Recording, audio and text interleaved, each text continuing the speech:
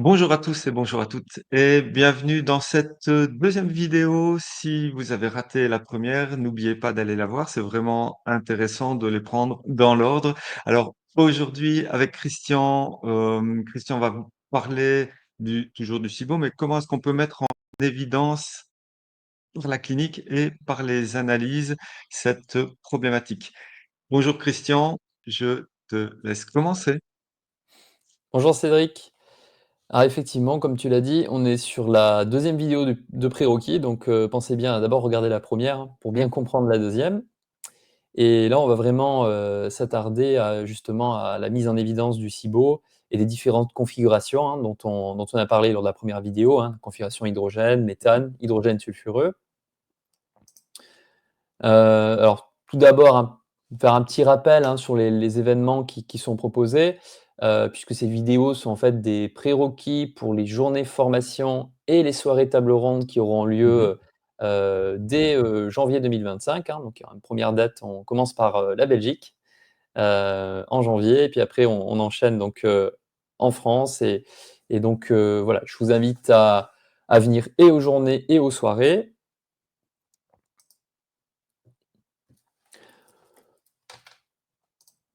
Donc on va commencer par revenir un petit peu, sur ce qu'on avait, on avait lors de la première vidéo un peu parlé également des symptômes. Là, je vais y revenir de manière un peu plus détaillée sur, les symptômes que peuvent avoir les gens qui ont un SIBO, un IMO ou un ISO.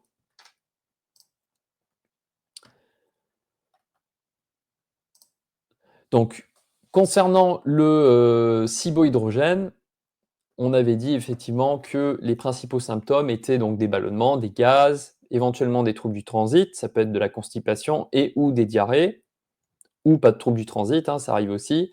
Il y a souvent voilà, des problématiques de douleur, crampes abdominales, ventre gonflé, très souvent, ventre de femme enceinte, nausées, reflux, etc. Par rapport au SIBO, ce qui peut nous aider aussi finalement à le différencier d'une simple, on va dire, dysbiose de fermentation colique, c'est aussi les symptômes, c'est-à-dire la vitesse d'apparition des symptômes. Quand vous avez un SIBO, c'est dans l'intestin grêle, les symptômes et les ballonnements ont quand même tendance à arriver rapidement après le repas, hein. Ça arrive de 30 minutes à moins de 2 heures, hein. Si vous mangez à midi et que vous ballonnez 5 heures après, c'est peut-être plus un problème localisé au niveau du côlon, hein. On peut avoir un excès de fermentation dans le côlon également, hein, on appellerait ça un LIBO, hein. Donc voilà, quand vous avez des gens qui ont des symptômes quand même qui arrivent assez rapidement, des ballonnements, des gaz, voilà, tous ces symptômes-là, vous pouvez vous dire, bon, bah, si ça arrive rapidement, il y a peut-être quand même des chances que ça soit un SIBO. Concernant l'IMO, le symptôme principal, c'est la constipation, ça il faut vraiment le retenir. La pullulation d'archéméthanogène est très reliée à la constipation. On retrouve aussi, comme j'ai dit auparavant, des plaintes de nausées. Ce qu'il faut savoir aussi, c'est que les personnes qui ont un IMO, notamment lorsque c'est une pullulation d'arc méthanogène dans le côlon et que c'est pas associé, à un SIBO, les personnes qui ont un IMO sont généralement un peu moins réactifs que les patients SIBO. Ils peuvent manger, par exemple, plus d'aliments FODMAP, hein. On a des personnes OK, sont très constipées, mais sont quand même moins réactives, sauf effectivement dans les cas, comme je dis, c'est associé à un SIBO. S'il y a un SIBO, qui est associé à un IMO, ben, vous aurez quand même les symptômes qui apparaissent assez rapidement, des symptômes plus importants, que des gens qui auraient une pullulation d'archéméthanogène juste localisée dans le côlon. Donc rappelez-vous que cette pullulation d'archéméthanogène peut être dans l'intestin grêle ou dans le côlon. Si elle est localisée dans l'intestin grêle, elle est bien souvent associée à un SIBO et donc à beaucoup plus de symptômes. Dans l'ISO, j'ai un peu plus élargi là dans le détail les symptômes qui peuvent être ressentis. Donc, savoir que dans le cadre de l'ISO, la plupart des ISO sont en fait des LIBO H2S, hein. Le SIBO H2S est un petit peu moins fréquent. En tout cas, le SIBO H2S donne souvent des symptômes bien plus importants que le LIBO H2S et le SIBO H2S est très relié à des diarrhées, notamment en caractère d'urgence des diarrhées, beaucoup de douleurs intestinales également. Euh, la particularité de l'ISO, de manière générale, c'est qu'on a beaucoup aussi de symptômes extra-digestifs, notamment la fatigue chronique, fibromyalgie, etc. Donc, en plus des symptômes digestifs que peuvent ressentir les personnes, on a donc tous ces symptômes-là, comme une forte altération de l'état général, hein, particulièrement chez les gens qui ont un SIBO H2S. On peut avoir vraiment des gens qui sont vraiment dans des états vraiment déplorables, hein, qui ont perdu beaucoup de poids, qui sont extrêmement épuisés, qui ont des troubles neuraux également très importants. Ils peuvent avoir des sensations d'empoisonnement des fois, dues à l'H2S en excès. Il peut y avoir des paresthésies dans les membres, une sorte de fourmillement, une fatigue très importante, des symptômes cardiovasculaires également. Ça peut être la bradycardie, donc le cœur qui bat trop lentement, des hypotensions, puisque l'H2S est aussi on appelle ça un gazotransmetteur, un peu comme le NO. Heu, il va avoir des rôles physiologiques, donc en petite quantité, il est bénéfique. D'ailleurs, on a besoin d'H2S, mais en trop forte quantité, ça peut provoquer quand même des symptômes invalidants, des problèmes de chute de tension, ça arrive. Les gens qui ont un ISO sont souvent aussi très intolérants à l'alcool, hein, parce que ça va rajouter de l'irritation sur déjà une muqueuse intestinale qui est très enflammée par l'H2S. Les personnes sont aussi souvent très réactives au soufré, hein, viande rouge, œufs, ail, poireaux, les radis, les sulfites qu'on peut retrouver comme conservateurs, hein. Pas que dans le vin, on en a dans les produits sous vide également. Donc c'est des gens qui vont très réagir au soufré, ce qui est logique puisqu'il faut pour faire de l'H2S, il faut un apport de molécules soufrées. Donc que ce soit des acides aminés soufrés ou des décomposés soufrés, qu'on peut trouver, dans l'ail par exemple, de la lysine, ça peut être voilà, des sulfites, des sulfates également. Donc c'est normal chez une personne qui a un ISO qu'elle réagisse plus ou moins fortement aux produits soufrés. Il peut y avoir des problèmes de sueur nocturne également, photophobie, sensibilité au bruit accru, douleurs neuropathiques, fibromyalgie, hein, chez les gens qui ont un ISO. Problème de vessie douloureuse aussi, des gens qui ont l'impression tout le temps avoir une cystite en fait. Donc ça peut être dû à l'H2S en excès. Et rappelez-vous aussi que voilà, l'H2S c'est très hautement inflammatoire, hein, et les conséquences sur la muqueuse de l'intestin grêle sont importantes, hein. Il y a des conséquences beaucoup plus importantes, quand on a un SIBO H2S que quand on a un SIBO hydrogène souvent. Beaucoup plus de douleur également ressentie, chez ces gens-là.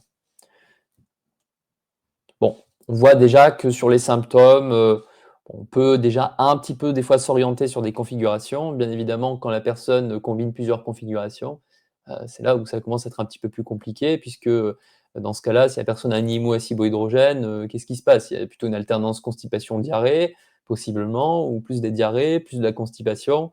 Donc, voilà, quand il y a des cumuls de configurations, c'est des fois un petit peu plus compliqué à à se dire, via les symptômes, à réussir précisément à identifier le problème. Donc on va parler de la mise en évidence du SIBO. Donc pour mettre en évidence le SIBO, bon, l'étape 1, c'est l'anamnèse, la clinique, les symptômes. Donc essayer de rechercher aussi dans l'historique de la personne. Est-ce qu'elle a eu une intoxication alimentaire, par exemple? Est-ce qu'elle a un historique de forte prise d'antibiotiques? Voilà, comment ces problèmes sont arrivés? Donc ça, c'est important, hein, c'est la première étape. Et une fois que vous avez déjà fait cette étape-là, que vous avez les antécédents de la personne, la clinique, les symptômes, vous dites: «OK, bon, je suspecte, chez elle un ISO, je suspecte chez elle un SIBO, donc qu'est-ce qu'on fait ensuite?» Alors, il y a, 2 tests, hein, on va dire, qui existent, hein. Il y a, l'aspiration du fluide, duodéno-jéjunal, mais ça, ce n'est pas fait en routine, hein. C'est en pratique courante, on ne le fait pas trop, on le fait plutôt dans le cadre de la recherche médicale. C'est quelque chose évidemment qui est un peu invasif, hein. Il faut endormir la personne, voilà, il faut insérer, une sonde particulière. D'ailleurs, tous les hôpitaux n'ont pas la possibilité de bien le faire, hein. C'est-à-dire d'avoir une sorte de en fait, de double sonde et il ne faut pas contaminer avec la flore oropharyngée, hein. Sinon, ça peut être un peu problématique. Donc il y a quand même toute une technique, un équipement à avoir pour faire cette aspiration de fluide duodéno-jéjunal. En tout cas, de manière, on va dire routinière, le diagnostic du SIBO, hein, dans un CHU, dans les hôpitaux où on va voir que c'est possible aussi de le faire à domicile, c'est fait grâce à un test respiratoire. Donc on mesure les gaz expirés et c'est un test qui peut être fait avec le glucose ou le lactulose. C'est les 2 tests là, à l'heure actuelle, qui ont été, validés pour la mise en évidence, du SIBO. Donc on va voir, comment on peut s'orienter, par l'anamnèse et la clinique justement. Hem, donc par rapport au comment on peut suspecter un SIBO chez quelqu'un, c'est notamment via les antécédents et certaines conditions médicales. Alors évidemment, quand vous avez quelqu'un qui a été diagnostiqué syndrome d'intestin irritable, ça augmente les chances qu'elle ait un SIBO puisque, le SIBO est une cause de syndrome d'intestin irritable. Alors tous les syndromes d'intestin irritable ne sont pas des SIBO, mais il y en a quand même un certain nombre, au moins un tiers, d'après la littérature. Donc déjà, quelqu'un qui a un syndrome d'intestin irritable, pensez au SIBO. Une personne qui a un antécédent d'intoxication alimentaire et qui a développé des troubles qui vous font passer au SIBO quelques semaines ou mois après une intoxication alimentaire, là aussi, ça renforce l'idée qu'il y a un SIBO. Un Suite à l'intoxication alimentaire, le développement de troubles digestifs, voilà, vous avez quand même beaucoup de chance, surtout si la personne, voilà, elle se plaint de symptômes typiques, de ballonnement, de ventre gonflé et cetera. Vous avez quand même beaucoup de chances qu'il s'agisse d'un SIBO. C'est vraiment l'intoxication alimentaire, ça renforce énormément, le risque que la personne ait cette problématique-là. C'est des antécédents de chirurgie digestive également. Si les problèmes digestifs sont apparus après, une résection, par exemple, de l'intestin grêle ou du côlon, une opération comme un retrait de la vésicule biliaire, ou voilà, toute opération qui est au niveau de la sphère digestive. Si la personne a un diagnostic de fibromyalgie, la présence d'une cystite interstitielle, une hypothyroïdie, maladie d'Hashimoto, un syndrome d'Ehlers-Danlos, si la personne a de l'acné rosacée, elle prend des médicaments au long terme, comme des IPP ou des opioïdes, ou alors qu'elle a une maladie neurologique, exemple Parkinson, et bien évidemment qu'elle se plaint de troubles digestifs. Voilà, posez-vous la question, il y a une possibilité qu'il y ait un SIBO. Il y a un lien d'ailleurs, il y a plein d'études qui montrent un lien entre l'acné rosacée et le SIBO d'ailleurs. Alors c'est pas parce que quelqu'un a de l'acné rosacée qu'elle a forcément un SIBO, mais si elle a des symptômes évoquant le SIBO, qu'en plus elle a de l'acné rosacée, qu'en plus, imaginons que, elle a une hypothyroïdie, une maladie d'Hashimoto, qu'elle a été diagnostiquée fibromyalgique, qu'en plus elle prend des IPP, ben voilà, quand vous cumulez un certain nombre de choses, ça renforce encore plus, le fait qu'elle puisse avoir un SIBO. Donc toutes les conditions listées en fait ne suffisent pas à elles seules pour suspecter un SIBO, bien évidemment. Mais voilà, si vous avez des symptômes évocateurs de la présence de SIBO et que vous avez le cumul de plusieurs conditions ou d'antécédents, ça permet de renforcer la piste. Également, pensez-y chez les gens qui ont la maladie cœliaque et qui, malgré l'éviction du gluten, ont une persistance de symptômes digestifs. Alors, vous voyez, on a une étude qui a montré qu'il y avait une forte prévalence de SIBO chez les gens qui avaient la maladie cœliaque et qui avaient encore des troubles digestifs après l'arrêt du gluten. Dans cette étude, sur les 15 patients cœliaques avec persistance des symptômes post-éviction de gluten, il y avait 66% qui avaient un SIBO. Donc ça, passez-y vraiment. Là, je vais vous mettre des éléments généraux évoquant un SIBO ou un IMO. Une personne qui va dire que la prise d'antibiotiques, des fois pour une autre problématique, vous avez une personne qui a des troubles digestifs, qui ballonne, qui a des douleurs intestinales, des troubles du transit, et vous dit, bah voilà, je fais souvent des infections ORL, je dois souvent prendre des antibiotiques. À chaque fois que je prends un antibio, mes symptômes digestifs vont mieux, et puis ça revient.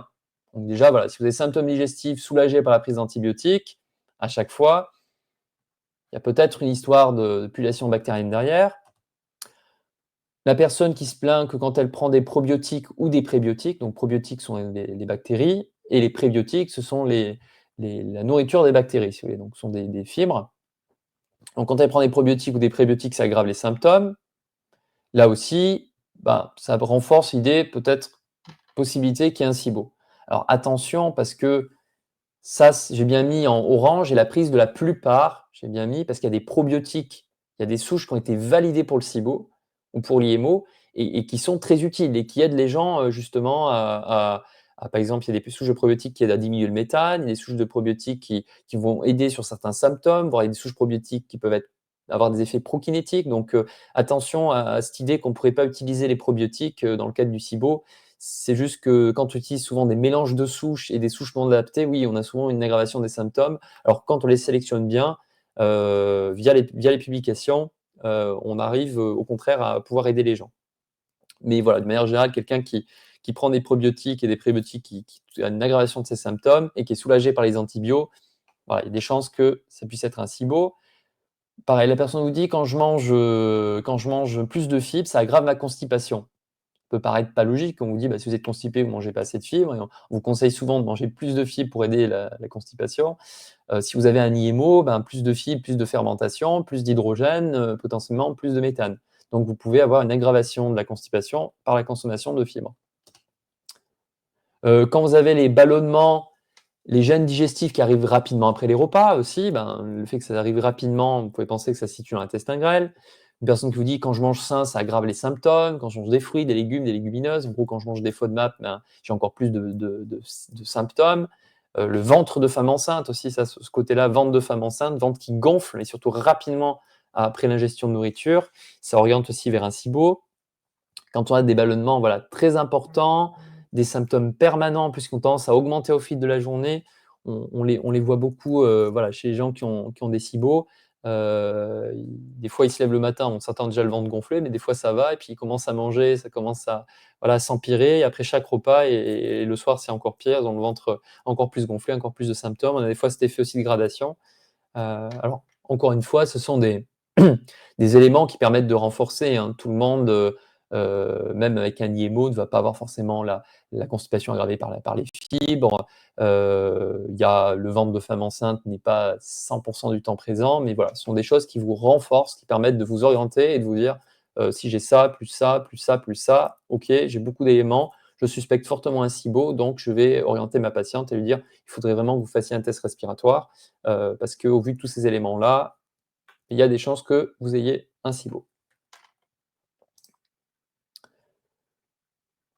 Donc, on va parler des limites de la clinique, hein. Là, je vous ai présenté comment, avec les antécédents de la clinique, ça permet de nous orienter, mais il y a quand même des limites. Je vais vous expliquer pourquoi il est peu judicieux de se fier uniquement à la clinique, hein. Test, don't guess, hein. Donc, pour ceux qui ne comprennent pas l'anglais, ça veut dire tester, ne devinez pas. Euh, En fait, parce que déjà, il y a une hétérogénéité des symptômes chez les patients avec un SIBO. Donc, vous ne pouvez pas dire, quand on a le SIBO, on a obligatoirement des diarrhées, on a obligatoirement des douleurs, on a obligatoirement ça. Il y a vraiment une hétérogénéité des symptômes chez les patients. Il y a des patients qui ont peu de symptômes, des patients qui ont beaucoup de symptômes. Des fois, il y a plus de symptômes extra-digestifs que digestifs, ça peut arriver aussi. Donc, c'est compliqué de se fier uniquement aux symptômes pour dire c'est un SIBO. Donc ça c'est clair. En plus, lors de la première vidéo, j'ai abordé un point qui est que, potentiellement, la différence des symptômes entre les différents SIBO peut aussi être due à la pullulation de plus telle ou telle bactérie. Si on a plus de certaines E. coli ou plus de certaines Klebsiella, il se peut que, ça explique aussi la différence des symptômes. Pourquoi il y en a qui ressentent plus de douleurs intestinales, pourquoi il y en a qui ont plus de diarrhée ou de gaz. Donc ça dépend aussi des types de protéobactéries qui peuvent pulluler. Donc chacun a un peu son SIBO avec ses symptômes. Plusieurs affections peuvent provoquer en fait des symptômes proches du SIBO. Ça, il faut le savoir. Donc, si vous ne faites pas de test, vous pouvez dire sur la base des symptômes, je suis sûr que c'est un SIBO, ça peut être quelque chose qui n'a rien à voir, qui donne exactement les mêmes symptômes. Il y a vraiment une liste très importante, là elle n'est pas exhaustive, hein. Il y a une liste de 40 ou une quarantaine, une cinquantaine de conditions différentes qui peuvent donner des symptômes similaires au SIBO.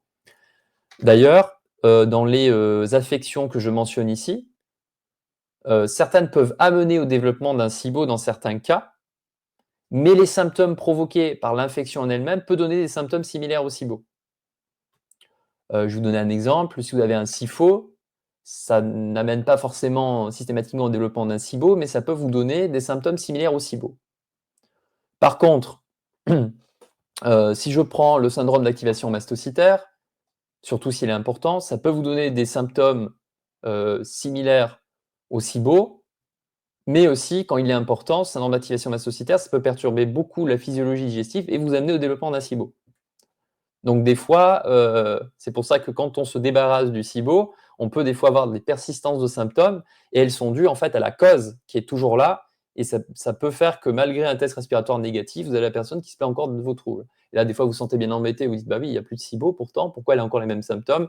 Elle a sûrement autre chose derrière. Elle peut avoir un SIFO associé au SIBO ou alors elle peut, en fait, la cause de son SIBO n'est pas régulée, n'a pas été prise en charge ou est difficilement régulable et donc du coup, elle a une persistance de symptômes et en plus, elle est à risque de rechuter, de refaire un SIBO derrière. Donc je vais vous parler de certaines affections qui peuvent amener des symptômes proches au SIBO. Bon, certaines affections parasitaires, le SIFO, qui est la population fongique de l'intestin grêle, des malabsorptions de sucre, hein, par exemple l'absorption de fructose peut provoquer des symptômes proches du SIBO, les insuffisances biliaires, la gastroparésie également, la maladie cœliaque, les MICI. Donc faire attention aussi, c'est pas parce que vous avez un patient qui est positif au SIBO, un test respiratoire positif, qu'il ne peut pas avoir autre chose derrière. Donc pensez que c'est pas impossible qu'il ait aussi une MICI associée. Donc c'est aussi important que si le patient n'a jamais vu le gastro-entérologue, hein, juste un fait des fois d'eux-mêmes, hein, les patients ils cherchent, ils ne comprennent pas ce qu'ils ont. On n'a des fois pas fait toutes les recherches nécessaires, ou ils ne sont pas allés voir un gastro-entérologue et du coup ils s'auto-diagnostiquent SIBO ou autre chose. Alors peut-être qu'ils en ont un, mais peut-être aussi qu'il y a autre chose derrière de plus grave. Donc c'est important d'avoir éliminé tout le reste. L'histaminose, hein, les problèmes d'intolérance à l'histamine peuvent donner des symptômes digestifs, hein, type diarrhée, de gaz, de distension abdominale, comme le syndrome d'activation mastocytaire. Vous avez aussi des syndromes de compression vasculaire, comme le syndrome de Wilkie, hein, ça c'est une compression du duodénum. Et donc du coup, ces syndromes de compression vasculaire, en fait, peuvent provoquer des problèmes. Les gens qui ont le syndrome de Wilkie peuvent avoir des douleurs très rapides après les repas, des nausées, des vomissements, des ballonnements. Donc voilà, il y a des gens qui peuvent avoir le SIBO dans les syndromes de compression vasculaire, mais il y a des gens, on pense qu'ils ont le SIBO, en fait, ils ont ces problématiques-là. Donc il faut vraiment faire attention de bien éliminer aussi d'autres choses. Sans test également, quand vous ne faites pas de test, vous basez sur la clinique, c'est impossible d'avoir une idée en fait de l'importance de la population bactérienne, hein, ni de savoir si la personne cumule plusieurs configurations. Par exemple, un SIBO plus un IMO. Si vous avez une personne qui a juste des ballonnements, des diarrhées et mal au ventre, il n'y a pas de constipation. Comment vous pouvez deviner s'il n'y a pas un IMO qui se cache derrière aussi? Donc c'est pour ça que se baser juste sur les symptômes, c'est très compliqué et vous pouvez passer à côté de la configuration. Vous pouvez suspecter un IMO parce qu'elle est constipée et en fait, elle a un SIBO et elle est constipée pour une autre raison. Donc voilà, c'est très important dans les tests respiratoires, d'autant plus que c'est important, comme je dis, d'avoir une idée de l'importance de la pullulation. Pourquoi? Parce qu'il y a des gens qui peuvent avoir 100 ppm d'hydrogène et avoir peu de symptômes digestifs, et d'autres qui ont 20 ou 25 ppm et ils sont pliés en deux, ils ont des diarrhées du matin au soir. Donc en plus, la gravité des symptômes n'est pas forcément liée à la quantité de gaz expiré. Théoriquement oui, mais en pratique, ce n'est pas tout le temps le cas. Et donc, c'est important aussi d'avoir une idée de la quantité, de la gravité entre guillemets du SIBO, puisque vous savez que par rapport au traitement, donc ça c'est des choses dont on parlera lors des journées formation et des soirées formation qui vont être organisées par Nutrilogique, c'est par rapport au traitement, donc il y a plusieurs approches. Mais en tout cas, pour diminuer la quantité de bactéries, par exemple, on va utiliser, il peut y avoir des utilisations d'antibiotiques, mais après il y a beaucoup de plantes antimicrobiennes naturelles qui fonctionnent très bien, ça a été aussi validé par quelques études. On avait une efficacité similaire aux antibiotiques. Des fois, c'est les antibiotiques qui marchent mieux chez les patients, des fois, c'est les plantes antimicrobiennes, des fois, c'est l'inverse. Donc, vraiment, chaque cas est différent. Mais en tout cas, pour avoir une idée de combien de temps il faut faire des cycles d'antimicrobiens, que ce soit des antibiotiques ou des antimicrobiens naturels, mais il faut avoir un peu une idée de l'intensité de la pullulation. Vous savez que si quelqu'un a 100 ppm, il lui faudra potentiellement 4 à 5 cures d'antimicrobiens naturels espacées. Alors, si quelqu'un n'a que 20 ou 25 ppm d'hydrogène, peut-être qu'une ou deux cures suffira. Donc c'est aussi important de pouvoir tester au départ, pouvoir retester à un moment donné pour voir si ce que vous faites est efficace, parce que des fois le patient peut avoir une réduction des symptômes, mais pas si importante que ça. Pourtant, vous voyez que ce que vous mettez en place a l'air d'être quand même efficace, ou alors si ce n'est pas efficace, il faut changer ce que vous utilisez. Donc vraiment, les tests sont très importants pour toutes ces raisons, et la clinique seule est insuffisante. Pour conclure. Je renforce un peu là ce que je viens de vous dire avec cette étude-là. C'est une étude encore du docteur Pimentel. On l'a beaucoup cité, mais c'est lui qui fait aussi beaucoup d'études sur ce domaine-là. Et là, c'est très intéressant, puisque là, vous voyez clairement que c'est compliqué de se fier juste à la clinique. Dans cette étude-là, chez les patients qui avaient un SIBO ou un IMO, du moins qu'il y avait, voilà, là on a les patients qui ont de l'hydrogène seulement dans les gaz expirés, là qui ont de l'hydrogène du méthane, et ici qui ont juste du méthane, tout à droite. Donc on voit bien Ils ont montré que 100% des patients positifs au méthane présentaient de la constipation. Donc voilà, le méthane, c'est fortement relié de la constipation, ça c'est clair. Ceux qui avaient en fait du méthane et de l'hydrogène, 50% présentaient de la... Pardon, ceux qui avaient... Oui, c'est ça, méthane et hydrogène, on avait en fait plus de 50% qui étaient constipés, mais il y en a aussi qui avaient de la diarrhée. Et puis, ceux qui étaient positifs uniquement à l'hydrogène, il y en avait en gros 37% qui avaient de la constipation. Donc en fait, il y en a presque, quand on est positif à l'hydrogène, il y a presque, voilà, on peut presque dire moitié-moitié, quoi. En fait, on a un test positif à l'hydrogène n'est pas associé à un profil spécifique. Les symptômes tels que la constipation et les diarrhées sont observés quasiment de manière équivalente. Donc là, ben, c'est un petit peu compliqué puisque je vous ai dit soit que la constipation était très reliée au méthane, mais vous voyez que des gens qui n'émettent pas de méthane à la test respiratoire et qui ont un SIBO, hydrogène, peuvent être aussi constipés. Donc là, vous voyez vite que sur la clinique, ça commence à être difficile de pouvoir conclure uniquement sur les symptômes. Mais d'une manière générale, retenez quand même que la constipation est très reliée à la présence de méthane et l'hydrogène sulfureux, surtout quand c'est un SIBO-H2S, très relié à la diarrhée. Ça, on en est d'accord. L'hydrogène, c'est un petit peu plus compliqué sur le profil du transit, du moins. Donc, mettre en évidence le SIBO, on va parler du coup des tests respiratoires, puisque ce sont les tests qui ont été validés, ce sont les tests qui sont utilisés à l'heure actuelle pour mettre en évidence le SIBO et l'IMO. Donc, comment ça marche le test respiratoire? Donc, on va vous donner en fait un sucre, glucose ou lactulose. Donc là, grosse différence entre le glucose et la lactulose qu'il faut que vous compreniez bien, c'est que le glucose est un sucre absorbable, d'accord? Il va être absorbé au niveau de l'intestin grêle. Et le lactulose est un sucre non absorbable, c'est-à-dire qu'il va transiter dans tout l'intestin grêle et atteindre le côlon. Et ça, c'est très important de le savoir parce que cette notion conditionne l'interprétation des tests. Si sur un test lactulose, vous avez une montée d'hydrogène tardif, attention, une montée d'hydrogène dans un test au lactulose, ce n'est pas forcément un SIBO. Votre substrat va passer à un moment donné dans le côlon. Si après un certain temps, puisqu'on analyse en fait le test selon une cinétique, et on considère, bon, je vais simplifier, qu'après 120 minutes, les gaz qu'on voit apparaître, il y a des grandes chances que ce soit des gaz de fermentation du côlon. Donc attention quand vous analysez les tests à ne pas dire à une personne qu'elle a un SIBO, alors que en fait, ce sont des fermentations coliques. Donc une montée d'hydrogène à un moment donné, elle est attendue dans le test au lactulose, d'accord? Donc c'est pour ça qu'il faut bien analyser selon la cinétique. Il y a un temps qui correspond au transit dans l'intestin grêle et il y a un temps qui correspond à l'arrivée du substrat dans le côlon pour le lactulose. Voilà. Donc ce sucre qui est administré, que ce soit glucose ou lactulose, on va être fermenté par les bactéries. On dit bien par les bactéries, puisque les archées méthanogènes ne réagissent pas directement au substrat.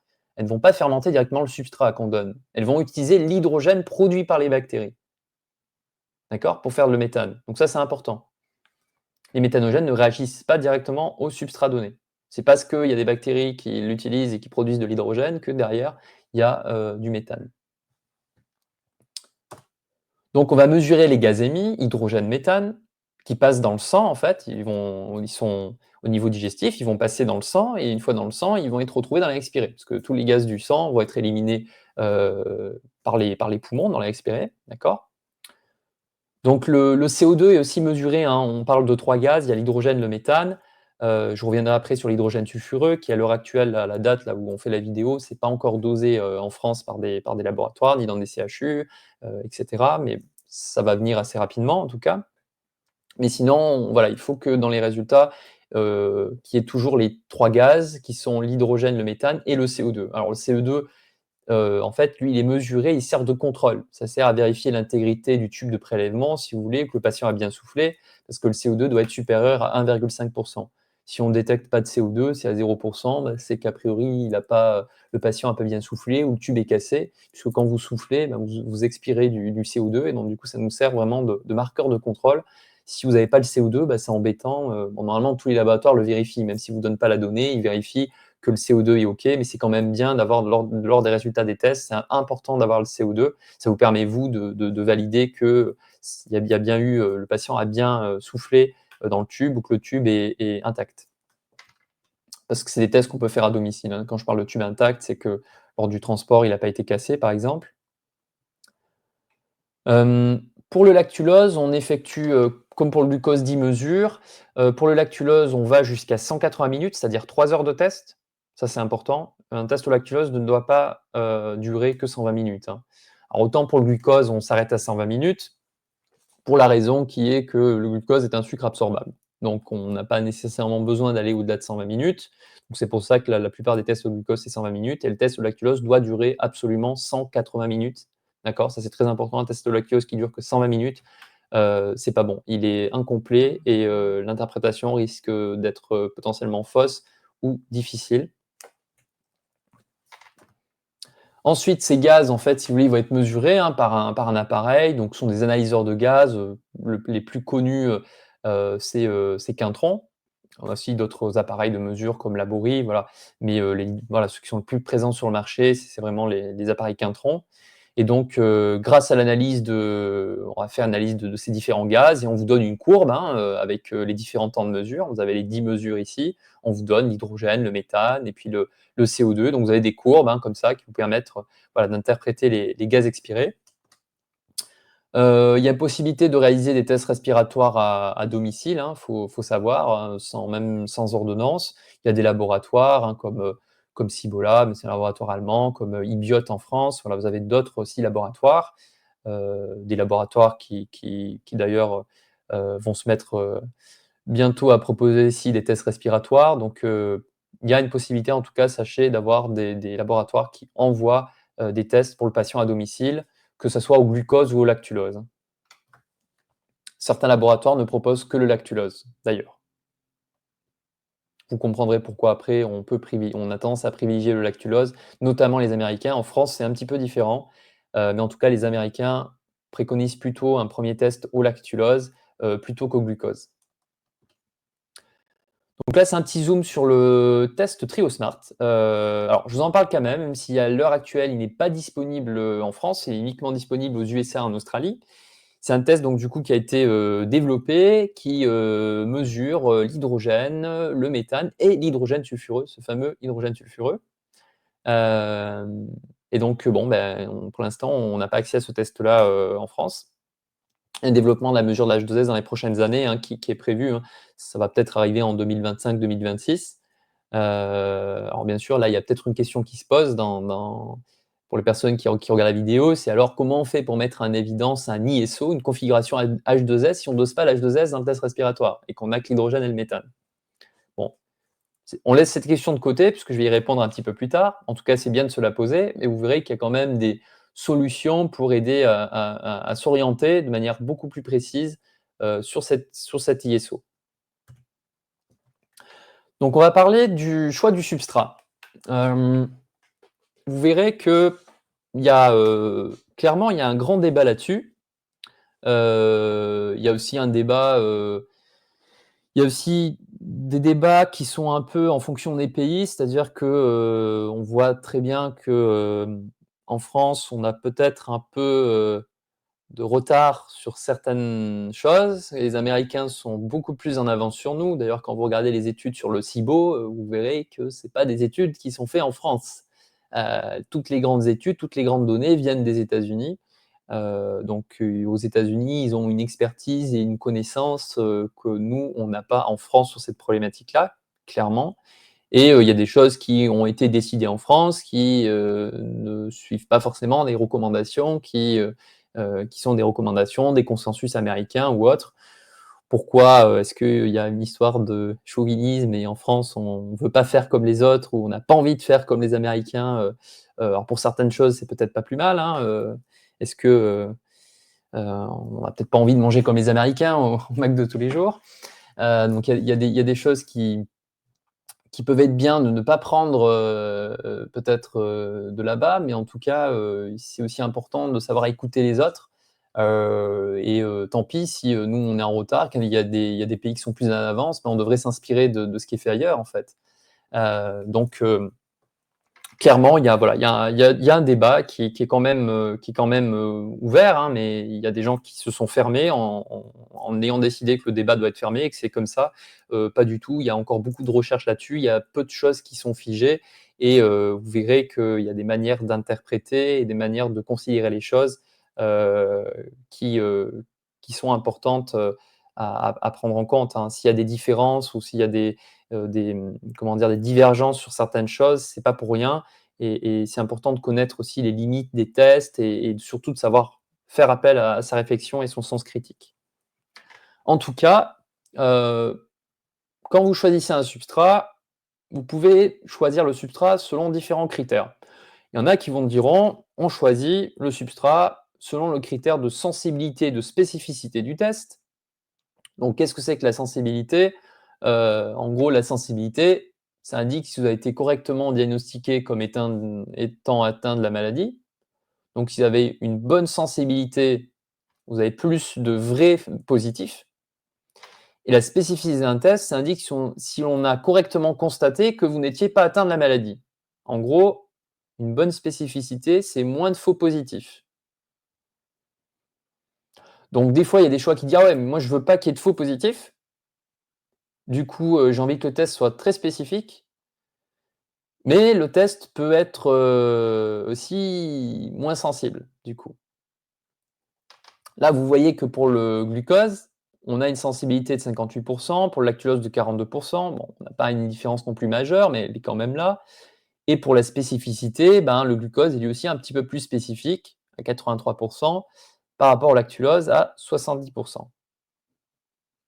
Après, on peut se poser aussi des questions sur les tests. Est-ce qu'on a envie, finalement, de passer à côté de certains positifs en se disant bah, je préfère ne pas avoir de faux négatifs, tant pis si je passe à côté de certains vrais positifs. Après, des personnes peuvent réfléchir à l'inverse.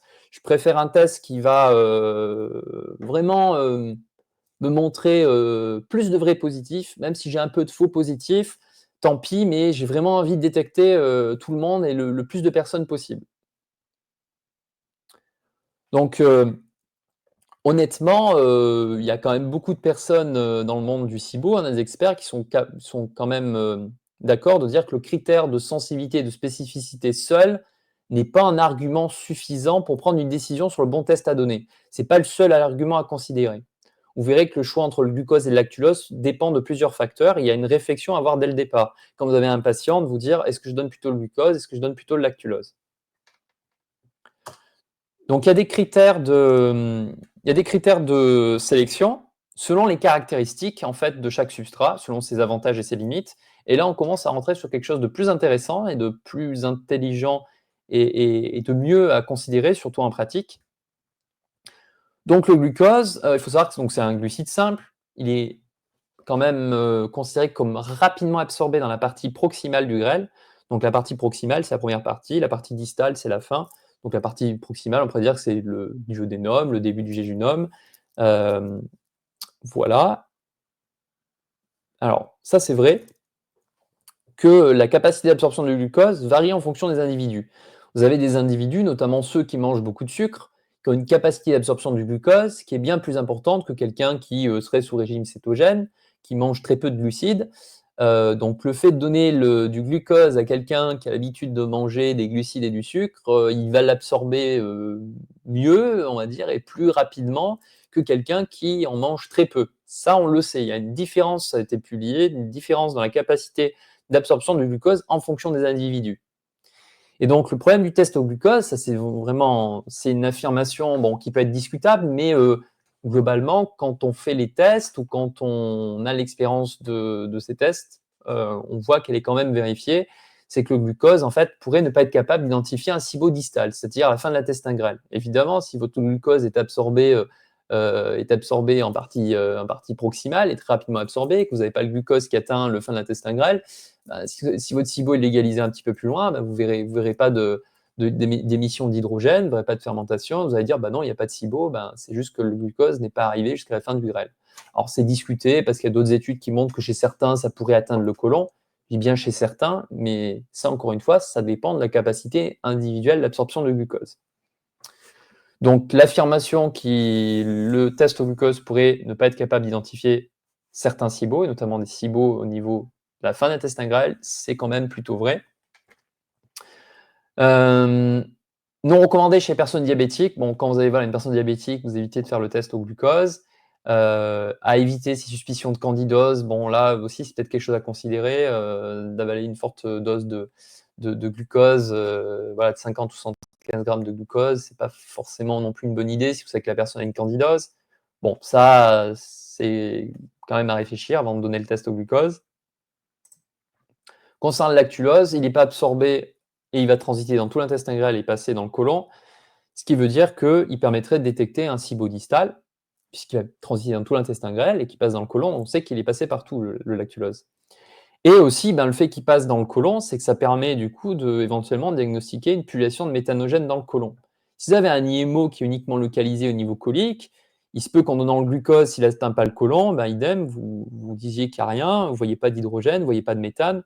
Bon, vous verrez que généralement, les gens qui ont une pullulation d'archéméthanogène localisée dans le côlon, on a souvent, dès la basale, un méthane élevé. Donc, même sur un test au glucose, on pourrait suspecter le problème, même si le glucose n'atteint pas la fin de l'intestin grêle ou ne passe pas dans le côlon. Les gens qui ont beaucoup de méthanogène au niveau du côlon, ils ont tendance déjà, dès la base, en fait, même en ayant suivi un régime préparatoire strict, ils ont déjà tendance à avoir du méthane élevé, en fait, dès la première valeur basale, même sans avaler le substrat. Mais bon, en tout cas, ce qui est clair, c'est que si vous suspectez plutôt un ISO ou un IMO, il faut plutôt donner le lactulose. Donc pour l'IMO, je vous ai expliqué pourquoi. Et pour l'ISO, vous verrez après pourquoi le test de lactulose est plus intéressant à donner. Attention, le lactulose est quand même un petit peu laxatif, donc il accélère plus ou moins le transit intestinal. Il faut quand même prendre ça en compte. Alors pour améliorer sa fiabilité, ça serait bien de le coupler à un test de transit orocécal avec une scintigraphie en même temps et en fait d'être sûr de voir à quel moment le substrat atteint le côlon. Parce qu'il y a des gens, effectivement, ils ont un transit orocécal qui est plus ou moins rapide et des personnes, le substrat va passer dans le côlon avant 90 minutes, d'autres c'est après 90, d'autres c'est après 120. Et c'est vrai qu'il y a toujours ce paramètre à prendre en compte quand on analyse le test au lactulose. Et des fois, on ne peut jamais être sûr à 100% que l'élévation de gaz qu'on voit n'est pas due au fait que le substrat soit passé dans le côlon. Donc, dans l'idéal, on devrait coupler un test de transit orocécal, mais ça, c'est très, très, très, très rarement fait. Également, vu que le lactulose est un substrat légèrement laxatif, même si on donne à petite dose pour le test respiratoire, c'est moins recommandé si vous avez une personne qui a d'importantes diarrhées, elle se vide du matin au soir, elle est complètement en diarrhée, vous avez plutôt l'impression qu'elle a un transit très rapide puisqu'elle mange, elle trouve déjà une demi-heure, 40 minutes après des aliments qu'elle vient de manger mal digérés dans les selles. Vous dites, bon, peut-être que le choix du lactulose n'est pas forcément la meilleure idée, donc ça va avoir un effet laxatif et du coup, vous risquez d'avoir un passage trop rapide du lactulose dans le côlon et vous allez croire que en fait, vous regardez des courbes qui correspondent à la portion intestin grêle alors qu'en fait, le substrat est passé très rapidement dans le côlon. Donc ça résume un peu ce que je vous ai dit. C'est sur une publication qui date d'il y a quelques années. Voilà, ils disent que en fait, quand on fait une aspiration du contenu du liquide intestinal avec mise en culture derrière, c'est vraiment prélevé au niveau de la portion, duodénum, jonction duodénum-jéjunum. Le test au glucose, l'absorption va se faire au niveau du jéjunum. Donc du coup, vous voyez que là, il n'est pas forcément il n'atteint pas forcément nécessairement la fin de l'intestin grêle au niveau iléon, et il n'atteint pas forcément non plus le côlon. Le lactulose, lui, il transite dans toutes les portions de l'intestin et il va jusque dans le côlon, ça on en est sûr. Donc c'est un truc schématique, je trouve que c'est intéressant, puis ça représente quand même globalement la situation. Et donc du coup, là, vous comprenez peut-être les limites de donner le test au glucose, ou du moins de faire attention à l'interprétation. C'est pas parce que le test au glucose est négatif que du coup, vous allez conclure, c'est bon, la personne n'a pas un SIBO, il faut peut-être faire le test au lactulose. Vous pouvez commencer au glucose, et puis si c'est négatif, faire au lactulose. Autre chose aussi, Ça, je ne l'ai pas dit auparavant, mais aussi des fois, tout bêtement, vous avez des bactéries qui fermentent plutôt le lactulose, d'autres plutôt le glucose. Donc vous pouvez avoir l'inverse, des gens qui font le test au lactulose, ils sont négatifs et vous allez donner un test au glucose et ils sont positifs. Comme vous pouvez avoir l'inverse, des gens positifs au glucose et négatifs au lactulose. Parce qu'il y a aussi ce critère-là, en fait, que pas grand monde considère, le fait que les bactéries peuvent plus ou moins fermenter un substrat par rapport à un autre. Ça, c'est clair et on le sait. Donc, c'est aussi à considérer quand vous donnez un test. Ça, c'est voilà un petit schéma récap du choix des substrats. C'est un peu voilà un mémo. Pourquoi choisir plutôt le lactulose, pourquoi choisir plutôt le glucose. Donc c'est une personne avec un transit hyper accéléré, voilà, beaucoup de diarrhée du matin au soir, des aliments mal digérés dans les selles, vous avez l'impression voilà, qu'elle mange et elle retrouve les aliments direct dans les selles. Vous dites ok, il y a peut-être un transit très très accéléré, je vais peut-être pas lui donner du lactulose, mais plutôt du glucose. Donc elle a un test positif, bon ben là après ok, vous identifiez les causes du SIBO et de l'IMO, parce que vous avez compris que c'est une problématique qui est toujours liée à une cause, donc il faut identifier la cause et la prendre en charge, sinon vous n'aiderez pas les gens à réguler leurs problèmes sur du long terme. Et après, bon, ben, si vous avez fait test sous glucose, il est négatif, ben, soit vous envisagez d'autres pistes, vous dites, OK, ben, ça peut être autre chose qu'un SIBO. Je vous ai montré aussi qu'il peut y avoir d'autres affections qui peuvent donner les mêmes symptômes. Ou alors, vous pouvez choisir de faire aussi un protocole d'épreuve et de vous dire, bon, ben, la personne n'a peut-être pas les moyens, elle n'a peut-être pas possibilité de faire le test au lactulose. Et bon, il y a des chances qu'elle ait quand même un SIBO. Je lui donne un protocole, je vois comment elle répond positivement. Bon, je me suis peut-être orienté on va dire la bonne prise en charge. Elle ne répond pas positivement. Bon, là, ça ne veut pas dire qu'elle n'a pas le SIBO, ça peut être le protocole qui n'est pas efficace. Donc, bon, c'est vrai que encore une fois, si vous n'avez pas les tests, c'est toujours un petit peu compliqué. Donc, des fois, avec le test négatif au glucose, en fait, ce qu'il y a le mieux à faire, c'est de proposer aussi derrière un test au lactulose. Au moins, vous avez les deux et ça vous permet d'éliminer vos hypothèses. En cas de cibohydrogène, vous pouvez aussi bien donner le glucose que le lactulose. Après, vous avez vu que bon, le lactulose présente quand même des avantages, le fait qu'il transite dans tout l'intestin grêle. C'est pour ça que les Américains le donnent de base plutôt le lactulose que le glucose. En France, c'est l'inverse, on donne plutôt le glucose que le lactulose. Si vous avez un sujet diabétique, plutôt le lactulose, hein, pas le glucose, évitez. En cas de suspicion d'ISO ou d'IMO, il faut mieux faire le lactulose. Et là, bon, c'est pareil, hein, soit vous avez un test positif et après vous savez ce qu'il faut faire, soit vous avez un test négatif et là le test est négatif, ben, vous pouvez envisager d'autres pistes, d'autres problématiques, mais aussi, pourquoi pas envisager quand même le glucose. Là, vous dites: «Non, mais franchement, là, avec, tout ce que présente la patiente, elle a une intoxication alimentaire, tous ces symptômes, c'est bizarre quand même sur le lactulose, je vois pas de SIBO, on a une élévation de l'hydrogène qui est tardive à 140 minutes, ouais, j'ai pas l'impression que mon test est positif. Tiens, je vais lui donner un test au glucose» et là, bah, bingo, vous pouvez avoir un test au glucose extrêmement positif, voilà, une belle augmentation d'hydrogène à 40-60 minutes.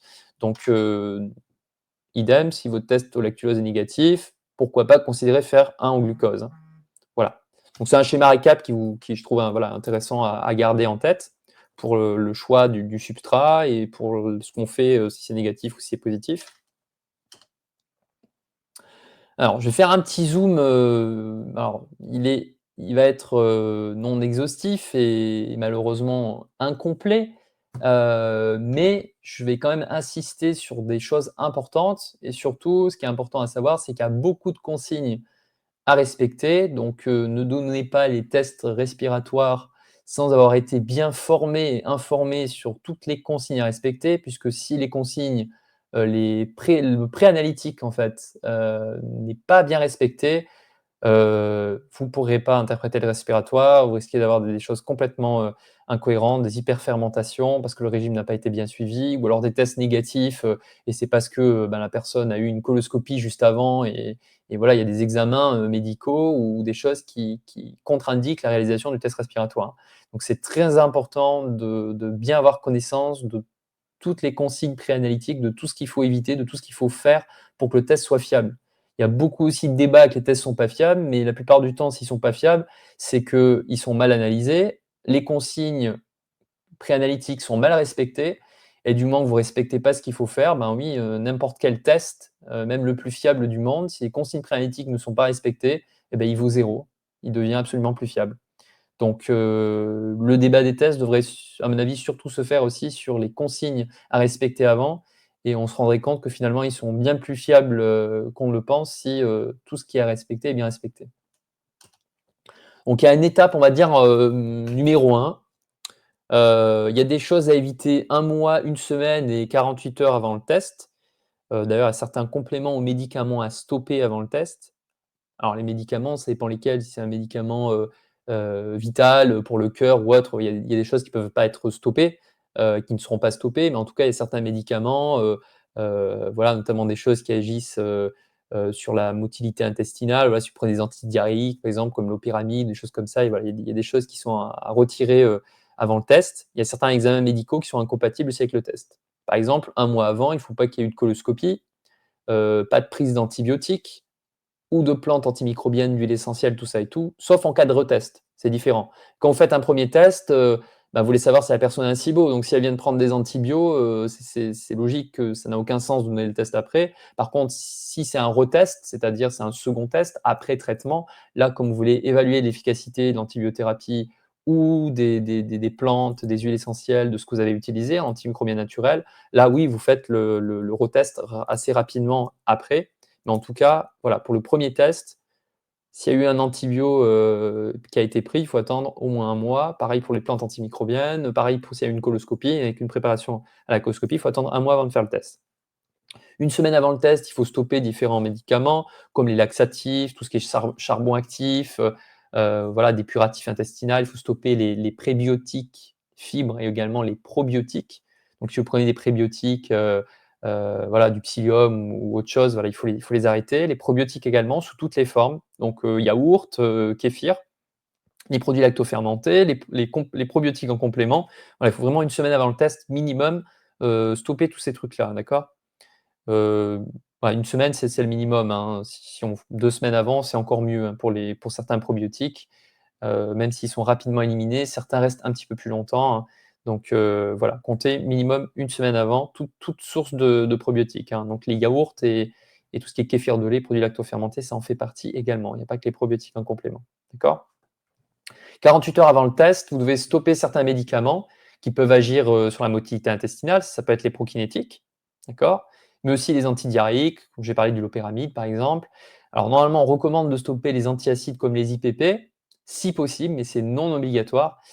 De toute façon, quelqu'un, voilà, qui prend des IPP depuis des années, c'est très compliqué, c'est impossible de les stopper comme ça d'un coup sans avoir d'effet rebond.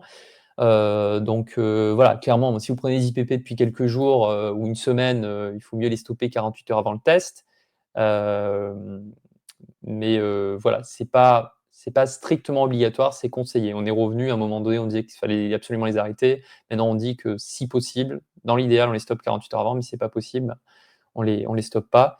Il faut stopper tous les médicaments et compléments non indispensables également 48 heures avant, hein. Vos vitamines, vos trucs, c'est pas le moment, donc vous stoppez tout 48 heures avant le test, sauf les médicaments qui sont obligatoires à prendre, des médicaments importants, je dis pour le cœur, pour la tension ou quoi. Certains doivent être conservés. Donc l'étape numéro 2, c'est le régime préparatoire. Donc il y a un régime préparatoire qui va être réalisé, en fait, 24 à 72 heures avant le test. Alors 24 heures, c'est le minimum. 48 heures, c'est pour les gens qui sont constipés, et 72 heures pour les gens qui ont vraiment des fortes, fortes, fortes, fortes constipations, voire des fortes gastroparésies. Donc ce genre de problème, voilà, il ne faut pas hésiter à monter. Plus, c'est mieux que moins, hein. Moi, j'ai plutôt l'habitude de recommander de faire, 48 heures à tout le monde, hein. Si vous faites plus, ça ne sera pas, mauvais. C'est plutôt si vous faites moins. 48 heures, au moins vous êtes sûr que, c'est mieux. Après, il y a des personnes, bon, pour des raisons diverses et variées, 48 heures, c'est un petit peu compliqué. Voilà, 24 heures, c'est le minimum. Le régime préparatoire, il est très simple, hein. Ce n'est pas un régime sans résidus, comme pour la coloscopie. Le régime sans résidus est insuffisant. Vous allez avoir des gens qui fermentent trop dès la basale, ils émettent déjà de l'hydrogène, ils sont explosés. On n'aura même pas donné le substrat. Donc après, aller analyser de façon fiable le test respiratoire, c'est très compliqué. Donc le régime préparatoire, en fait, c'est très simple. Il n'y a pas grand-chose qui est autorisé. Aucun fruit, aucun légume, ça c'est clair. Pas de fibres, hein. Donc pas de riz, de pain complet, tout ce qui est complet, là vous oubliez. En gros, vous avez le droit qu'à du riz thaï, je précise bien thaï, pas basmati. Le basmati est plus fermentescible, c'est du riz thaï. très bien cuit, vous rincez avant la cuisson, vous le cuisez bien jusqu'à ce qu'il devienne presque de la purée. Il faut le surcuire pour que ça se comporte en fait comme du glucose, ça soit absorbé très facilement, qu'il ne soit pas fermentescible. Il ne faut jamais le refroidir, il faut le manger chaud. Si vous refroidissez, vous faites de l'amidon résistant et votre riz se comporte après comme une sorte de fibre. L'amidon résistant va être fermenté et en fait, ça va être problématique. Donc riz thaï, très bien cuit, mangé chaud, non refroidi. Si vous n'avez pas la possibilité, voilà, sur le midi, de cuire votre riz, de amener un Tupperware, bah, dans ce cas-là, ça sera juste du poisson, de la viande ou des œufs. Vous ne pourrez pas, réchauffer le riz, Qu'en le réchauffant, on n'arrive pas à casser tous les amidons résistants, donc il ne faut jamais réchauffer le riz. Donc riz, poisson, viande ou œuf, sel et poivre, un peu de poivre, c'est tout ce dont vous avez le droit. Le pain blanc, la baguette blanche, je précise, pas de baguette complète et cetera, de pain blanc. Voilà, 1 à 2 petites tranches, uniquement pour le petit déjeuner et il faut faire griller le pain absolument, d'accord? Mais uniquement pour le petit déj, vous n'en prenez pas à midi ni le soir. En matière grasse, vous avez le droit à l'huile végétale, olive, colza, au ghee, donc c'est le beurre clarifié. Il ne faut pas que ce soit du beurre avec, qui soit non clarifié, parce que ça a des traces de lactose et cetera. Il faut bien que ce soit voilà, vous achetez du ghee, donc ça, vous pouvez le matin en tartiner un tout petit peu, en faible quantité sur, vos petites tranches de pain blanc que vous avez fait passer au grille-pain. Le pain n'est pas obligatoire, si vous ne mangez pas de gluten habituellement, ce n'est pas le moment, de manger du pain ou voilà, d'introduire des choses dont vous n'avez pas l'habitude. En boisson, c'est uniquement de l'eau plate ou du robinet, pas d'eau gazeuse, thé noir faiblement infusé, je précise bien, et café très léger. C'est uniquement ce dont vous avez le droit, rien d'autre. Aucun fruit, aucun légume, pas de choses complètes. C'est très important, sinon voilà, le test sera faussé, il y aura des hyperfermentations et vous mesurez dans les gaz expirés des hyperfermentations du côlon qui sont d'une mauvaise préparation et non plus, voire difficile à identifier ensuite s'il s'agit vraiment d'un SIBO ou pas. Étape, numéro 3, c'est le jeûne. C'est-à-dire que, 12 heures avant le test, il faut un jeûne minimum de 12 heures. Donc la veille, ne mangez pas à minuit si vous faites le test à 7 heures du matin. Donc, respectez bien ces 12 heures de jeûne minimum. Il faut aussi un arrêt pour ceux qui fument, de la cigarette ou du vapotage, il ne faut pas que ça soit fait après 20 heures la veille du test. Donc, si vous faites le test le lendemain, après 20 heures, vous arrêtez. Il y a plus de cigarettes dans la soirée et pas la nuit et surtout pas le matin au lever avant le test.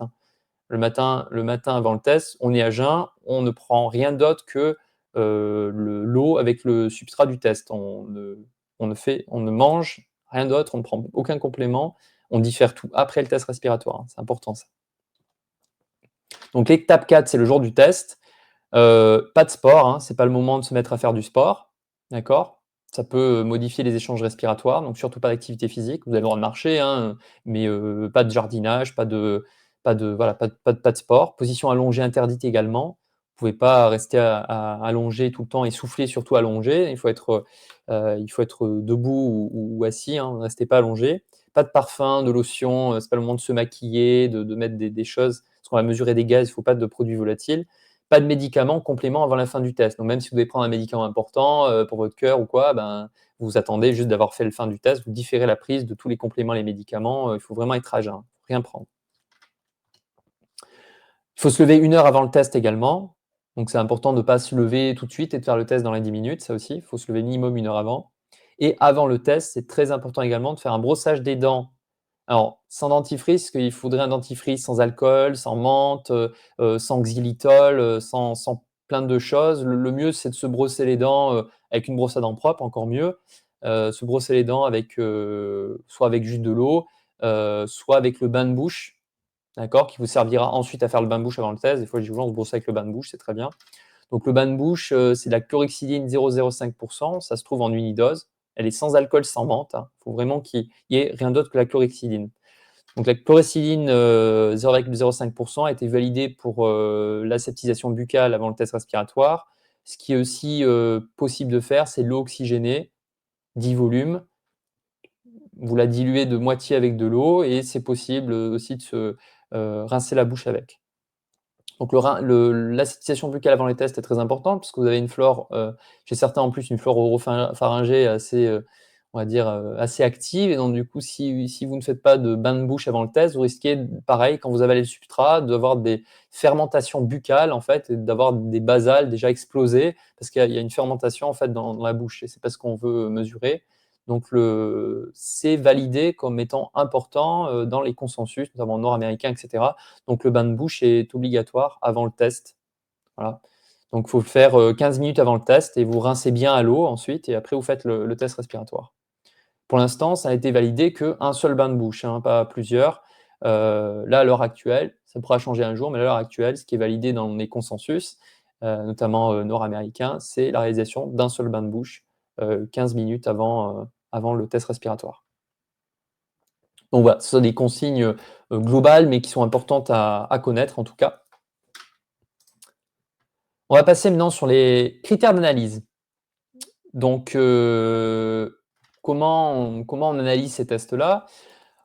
Alors j'aime bien le mot la cacophonie parce que c'est un peu la réalité de la chose. Donc, la France, il faut savoir qu'elle n'utilise pas les mêmes critères que les États-Unis. Elle ne tient pas en compte des dernières recommandations, des consensus notamment nord-américains de 2017. Dans la plupart des hôpitaux et laboratoires, malheureusement, il y a encore des tests respiratoires qui sont réalisés. On dose le méthane, mais la conclusion, c'est qu'il n'y a pas de SIBO, soit, mais le méthane qui est explosé, on n'en tient pas compte. Donc les gens, des fois, ressortent, on leur dit qu'ils n'ont rien. En fait, oui, ils n'ont peut-être pas un SIBO, mais ils ont un IMO. Donc à ces problématiques-là, hein, clairement, surtout en France, hein. Peu de praticiens savent réellement analyser les tests SIBO aussi, hein, d'une manière générale. Un test ne s'analyse pas juste avec des chiffres. Comme toute analyse de laboratoire, un chiffre seul n'est pas très parlant. Ça s'analyse avec toutes les données du patient, ses antécédents médicaux, ses symptômes habituels, ceux qu'il a ressentis durant le test éventuellement. Voilà, vous n'avez pas analysé pareil un test respiratoire. Si vous savez que quelqu'un, on lui a enlevé la moitié de l'intestin grêle, ou si quelqu'un a de la gastroparésie très importante, vous savez qu'il y a une motilité au niveau du grêle qui est fortement perturbée, ben, pareil, vous savez que potentiellement le substrat va transiter plus lentement chez cette personne-là. Donc en fait, il y a tellement de choses à prendre en compte pour l'analyse des tests que oui, si vous faites des tests comme ça et vous regardez juste les chiffres, ben, vous allez avoir des gens que vous allez dire ah ben il y a le SIBO alors qu'ils n'ont aucun symptôme digestif. C'est juste peut-être qu'ils ont un transit urocécal un peu rapide. Et il y a des gens qui vous allez dire non, vous n'avez pas de SIBO, alors que vous n'avez pas tenu compte que cette personne a une motilité intestinale ralentie et que potentiellement le substrat va passer bien plus tardivement chez elle dans le côlon. Donc il y a énormément de choses à tenir en compte lorsqu'on analyse les tests respiratoires. C'est pour ça que vraiment il faut être formé là-dessus. D'ailleurs, chaque centre laboratoire ou praticien peut avoir des critères d'analyse qui diffèrent, des fois aussi en fonction de l'expertise du praticien. Alors vous-même, ne vous mettez pas à inventer des critères, sinon ça commence mal. Mais en tout cas, c'est important de considérer les critères validés dans les études, mais aussi ceux qui proviennent des experts SIBO et des différents laboratoires experts. Parce que si vous voulez, vous allez vous rendre compte qu'il y a des critères études, des critères dont on resserre, on va dire, on resserre un peu les boulons, c'est-à-dire qu'on va mettre des critères extrêmement stricts parce que quand on veut faire une étude, on veut être sûr qu'on récupère que les gens qui ont le SIBO et pas les autres. Et donc, du coup, on va être très strict, si vous voulez. Et dans la pratique, en fait, on a des critères qui sont bien plus adaptés à la réalité du terrain et ce qu'on appelle la pratique. Donc, il y a des petites divergences entre les critères validés dans les études et les critères aussi qui ont été validés, si vous voulez, par des experts SIBO. Quand je parle d'experts SIBO, c'est des gens qui ont analysé des dizaines de milliers de tests, qui ont traité énormément de gens, qui ont des données voilà, disponibles. C'est comme s'ils avaient fait des études, en fait. Il y en a qui ont une quantité d'informations sur une quantité de populations différentes qui leur permet, en tant qu'experts, d'apporter des informations et des nuances d'interprétation des tests. D'accord? Les laboratoires ici, hein, comme les laboratoires Quintron, qui ont fait des dizaines de milliers, dizaines et dizaines de milliers de tests dans chaque pays. Et aussi, ces laboratoires-là fournissent aussi des aides et des critères d'analyse aux praticiens. Notamment, les laboratoires Quintron ont aussi développé des critères hein, qui se basent sur les études, mais avec des nuances d'analyse, en tout cas, qui sont importantes à considérer. Hein. Il faut le savoir. Concernant les critères, bon, il y a clairement une étude princeps, hein, on va dire du moins un consensus, hein, c'est le consensus nord-américain de 2017. Hein. Vous verrez des fois, je marque NAC, donc c'est North American Consensus, donc 2017. Et donc c'est notamment via ce consensus-là qu'on a ressorti beaucoup d'informations. notamment sur les critères, mais aussi tout ce qui est préanalytique. Globalement, moi, j'ai essayé de faire une synthèse parce que si je vous prends toutes les études, tous les trucs, tout ça et tout, vous allez voir, vous allez avoir des chiffres et des critères d'interprétation de partout. Bon, du coup, j'ai essayé de vous faire, en fait, si vous voulez, de vous présenter les critères vraiment qui ont été validés et surtout qui ont une réelle signification en pratique, si vous voulez. Donc, j'ai fait un peu une synthèse des différents critères selon les études données également par les laboratoires experts, par certains experts SIBO également, comme le docteur Sandberg-Lewis, qui a un centre justement spécialisé dans le SIBO, qui fait aussi beaucoup de tests respiratoires. Donc voilà, je vous ai fait ce que j'ai noté ici, donc une synthèse des critères utilisés en pratique et validés par les experts SIBO américains, sont basés en fait sur les synthèses des critères de Rome, du consensus nord-américain et tout ce qui est critères laboratoire Quintron et experts SIBO. Donc, pour le glucose, dans les critères d'analyse, on considère que pour le diagnostic du SIBO hydrogène, une augmentation d'hydrogène d'au moins 12 ppm, donc 12 ppm ou plus dans les 90 à 120 minutes du test, ce sont des critères donc, qui indiquent une positivité du test. Le méthane, là le méthane, l'IMO, vous vous rappelez, les méthanogènes peuvent pulluler partout dans le grêle comme dans le côlon. Donc là, en fait, on considère un test positif pour un IMO quand la valeur de méthane est supérieure ou égale à 10 ppm dans les 180 minutes du test. C'est-à-dire à n'importe quel moment du test, si vous avez une valeur supérieure ou égale à 10 ppm, vous pouvez considérer le test positif pour un IMO. Évidemment, si le patient a des symptômes. Quelqu'un peut avoir, peut-être moi demain je fais le test respiratoire, j'en ai déjà fait, j'ai 15 ppm de méthane, et si je ne me plains pas de constipation, de troubles digestifs, c'est pas forcément à traiter. C'est aussi ça qui est important, de mettre en relation ce que je trouve dans le test avec les symptômes du patient. On prend en charge un patient avec des symptômes et pas des chiffres sur un papier. C'est important à se rappeler. On a aussi un critère qui est un critère hydrogène plus méthane combiné. Et en fait, donc si on a une augmentation de l'hydrogène et du méthane combiné qui est au moins, cette augmentation est au moins égale à 12 ppm dans les 90-120 minutes, là aussi, on peut considérer un SIBO. Donc il y a un grand débat encore sur la pertinence de ce critère-là.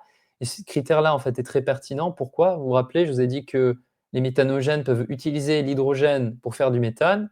Et en fait, dans certaines zones, vous avez de l'hydrogène, mais pas suffisamment voilà, pour considérer en fait un SIBO, si on se base juste sur l'hydrogène. Et vous voyez qu'à ce moment-là, vous avez aussi du méthane qui augmente.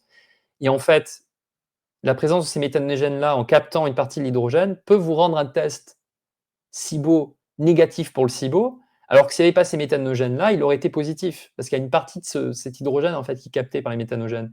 Et donc, en vous basant juste sur le chiffre de l'hydrogène, vous allez dire, bah non, il n'y a pas de SIBO, il y a 10 ppm, une augmentation de 10 ppm d'hydrogène, il n'y a pas de SIBO. Mais en dessous, vous avez une augmentation de 6 ou 7 ppm de méthane, et si vous faites 10 plus 7, vous arrivez à 17 ppm d'augmentation hydrogène plus méthane combiné, et là, vous avez un patient qui est positif sur ce critère. Et donc, vous allez pouvoir considérer le patient positif pour un SIBO grâce à ce critère-là. Et ça vous évite de passer à côté de certains SIBO, en fait, où il y a quand même une petite population d'archéméthanogènes, pas suffisante pour considérer un IMO, mais qui est quand même là et qui récupère une partie de l'hydrogène. Et donc, du coup, ça vous masque un peu le SIBO. J'essaie de vous expliquer ça simplement, mais c'est assez compliqué à expliquer des tests et des critères comme ça. Le lactulose, donc là, on considère un test positif à l'hydrogène lorsqu'il y a une augmentation de l'hydrogène de 20 ppm. Donc on est au-dessus on considère des augmentations plus faibles avec le glucose. Bon, là aussi, des fois, c'est débattu. Il y en a qui considèrent 20 ppm en fait pour les deux. Donc, s'il y a une augmentation de l'hydrogène d'au moins 20 ppm dans les 90 à 120 minutes du test, on peut le considérer positif pour un SIBO. Là, c'est le même critère que pour le glucose. Toute valeur de méthane supérieure ou égale à 10 ppm dans les 180 minutes du test, on peut considérer le test positif pour un IMO. D'accord? Et pour le critère donc hydrogène plus méthane combiné, là, s'il y a une augmentation de l'hydrogène plus méthane combiné d'au moins 15 ppm dans les 90 à 120 minutes, vous pouvez considérer le test positif. Là, vous considérez qu'il est positif pour un SIBO. D'accord?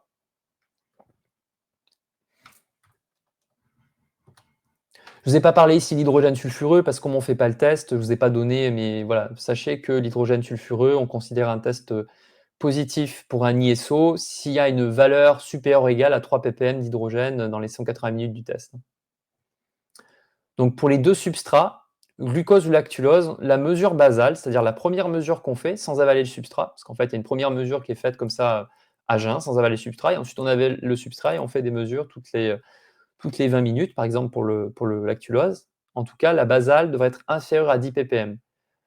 Donc une valeur basale élevée, souvent rencontrée chez les patients qui ont mal respecté le régime préparatoire, qui n'ont pas fait d'aseptisation buccale, par exemple. Alors, des gens qui ont tout bien respecté, ils ont quand même voilà, une valeur basale élevée. Bon, il y a quand même moyen de pouvoir analyser le test, même si la valeur basale est élevée. Bon, en tout cas, quelqu'un qui démarre à 100 ppm d'hydrogène en basale sans avoir avalé les substrats, vous savez que ça va être un petit peu compliqué après de savoir si c'est voilà, qu'est-ce que vous mesurez. En fait, la personne est hyper fermante dès le départ. C'est un petit peu compliqué l'interprétation. D'où l'importance des respects de toutes les consignes. Alors, pour être un petit peu plus dans la pratique, on va analyser on va dire ça ensemble, des tests au glucose et au lactulose. Donc là, vous avez l'exemple d'un test au glucose négatif. Je vais rappeler les critères ici. Alors pourquoi il est négatif ce test au glucose? Ben, vous voyez que bon, déjà, pour l'hydrogène en basale, elle est bonne, hein, vous n'avez pas une basale élevée, donc on pense que la personne a voilà, bien suivi le régime préparatoire. Ensuite, vous voyez qu'il n'y a aucune augmentation de l'hydrogène à aucun moment.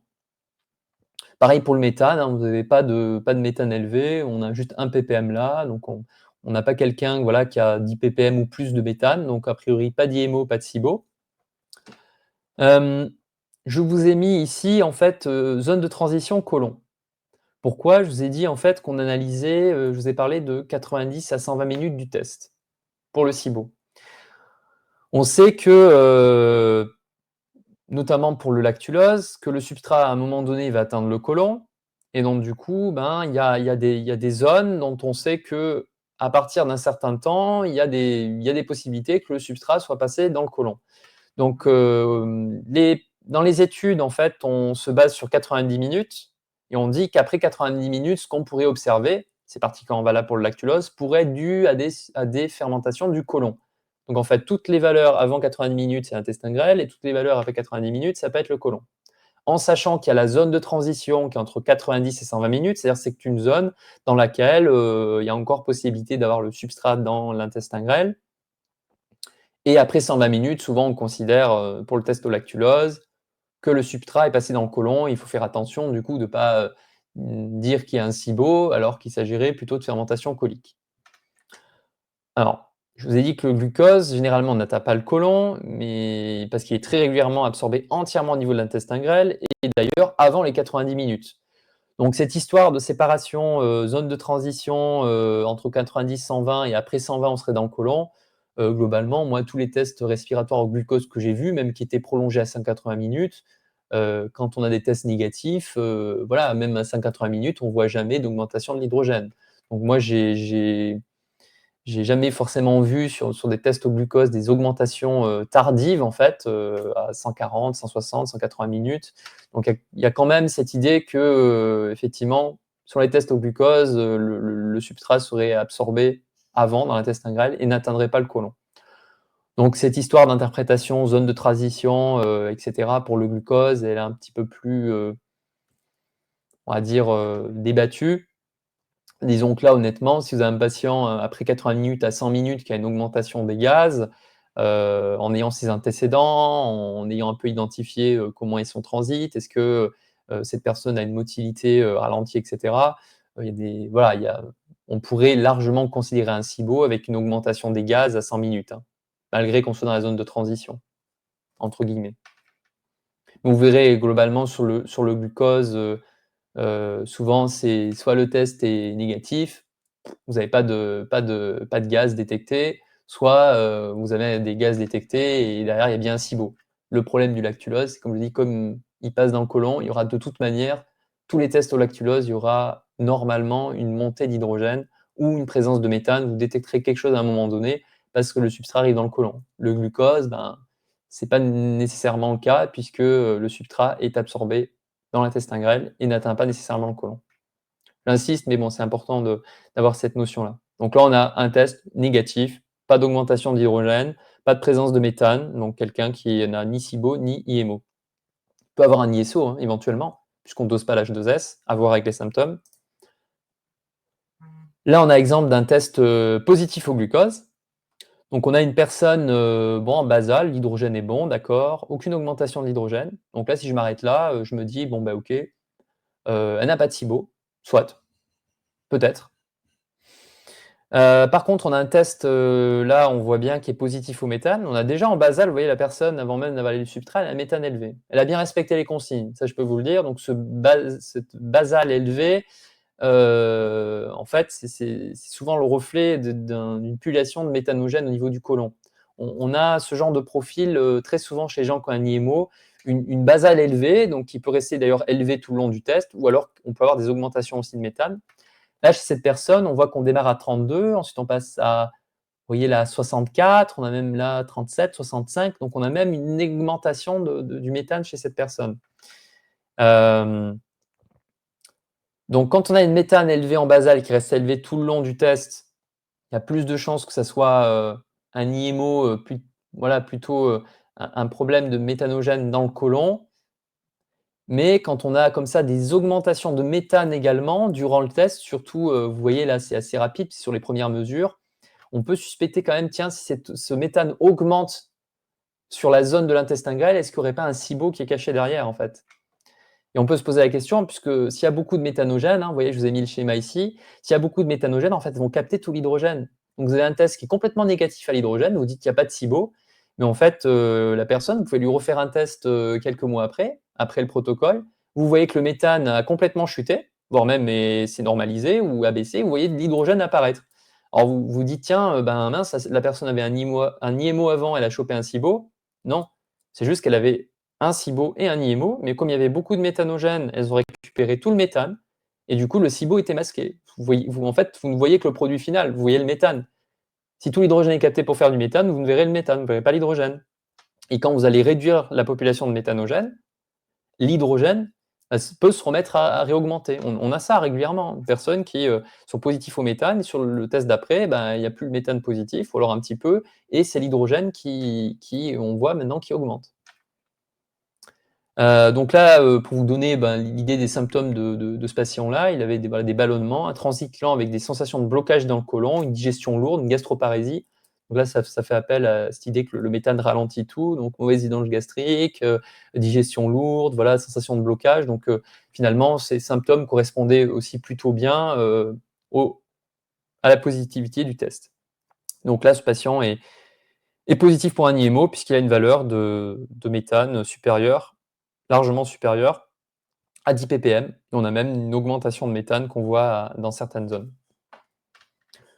D'ailleurs, pour information, à un moment donné, il y avait un critère qui était utilisé, bon, qui a été un petit peu abandonné, qui s'appelait le méthane spot, c'est-à-dire que on donnait quand une personne, notamment pour le retest, quand une personne avait un méthane élevé en basal, en fait, le retest, on faisait que la première mesure, si vous voulez, parce que on considérait que le méthane spot, juste la première mesure, était assez fiable, justement pour le diagnostic de l'IMO et aussi pour le suivi. On n'avait pas forcément besoin de refaire toutes les valeurs. Bon, ça a été abandonné parce que c'est quand même intéressant d'avoir toutes les valeurs derrière, notamment pour la raison que je vous ai donnée, qu'il peut avoir un SIBO caché, et c'est intéressant de voir que le méthane diminue, mais que l'hydrogène réapparaît. Donc vous savez que le prochain protocole, vous devrez changer vos combinaisons pour plutôt prendre en charge l'excès d'hydrogène et le SIBO plutôt que l'IMO. Si vous avez détruit les archées méthanogènes et qu'il n'y a plus de méthane, ça ne sert à rien de redonner un protocole pour les méthanogènes. Vous axerez plutôt sur la diminution de l'hydrogène. Donc voilà, exemple d'un test glucose positif. Donc ensuite, on va passer sur un test au lactulose. Donc là, il est négatif. Donc je vais vous expliquer pourquoi. Donc là, c'était une patiente qui avait des symptômes comme des maux de tête, de la fatigue, des brûlures d'estomac, sensation de trop-plein, beaucoup d'intolérances alimentaires, ce qu'elle décrivait comme des intolérances alimentaires, brouillard mental, langue chargée, ballonnement, gaz, douleurs articulaires. Voilà. Donc je vous dis déjà ce que la personne avait. Elle avait un problème d'intolérance à l'histamine, Bon, ça parlera à certains, les maux de tête, les reflux, les douleurs, le brouillard mental, etc. Donc, elle avait une intolérance à l'histamine et également une candidose. Elle n'avait pas de SIBO, ni d'IMO. Donc, cette personne a fait un test au lactulose. Donc, on voit que la basale est bien, on n'a pas un méthane qui est élevé, la basale est à 7 ppm d'hydrogène, donc elle a bien suivi le régime. Et on voit que, en fait, il n'y a pas de franche augmentation de l'hydrogène, sauf à partir de 160 minutes ici, et voilà, vraiment un vrai pic à 180. Donc là, on est à 12 ppm, là, à 38. Donc chez cette personne-là, voilà, on avait un test respiratoire au lactulose négatif. Bien évidemment, vous l'analysez, voilà, avec tous les antécédents de la personne, avec toutes les informations, parce que, elle peut aussi avoir un transit orocécal extrêmement lent, du coup, peut-être que là, en fait, on est encore dans l'intestin grêle, dans des cas particuliers. Mais en tout cas, voilà, la patiente avait plutôt des plaintes de ballonnement un peu plus tardif, pas forcément hyper rapide après les repas, ou alors des gonflements rapides, mais c'était plutôt dû à des aliments qui contiennent l'histamine. En tout cas, voilà. Là, on a un test qu'on avait considéré comme négatif, du fait de cette augmentation plutôt tardive de l'hydrogène, voilà, des différents symptômes de la patiente. D'ailleurs, pour information, elle avait signalé avoir commencé à avoir des ballonnements et des gaz plutôt vers 140 minutes. Donc on voit voilà, un peu peut-être au moment où le substrat commençait à passer dans le côlon. En tout cas là, elle n'est pas positive sur le critère hydrogène, pas sur le positif au critère méthane, ni positif au critère hydrogène plus méthane combiné. Donc là, on a cette fois-ci un test positif au lactulose. Donc les symptômes de la patiente étaient donc des ballonnements, ventre gonflé, alternance diarrhée-constipation, diarrhée le matin et problème d'évacuation incomplète des selles le reste de la journée.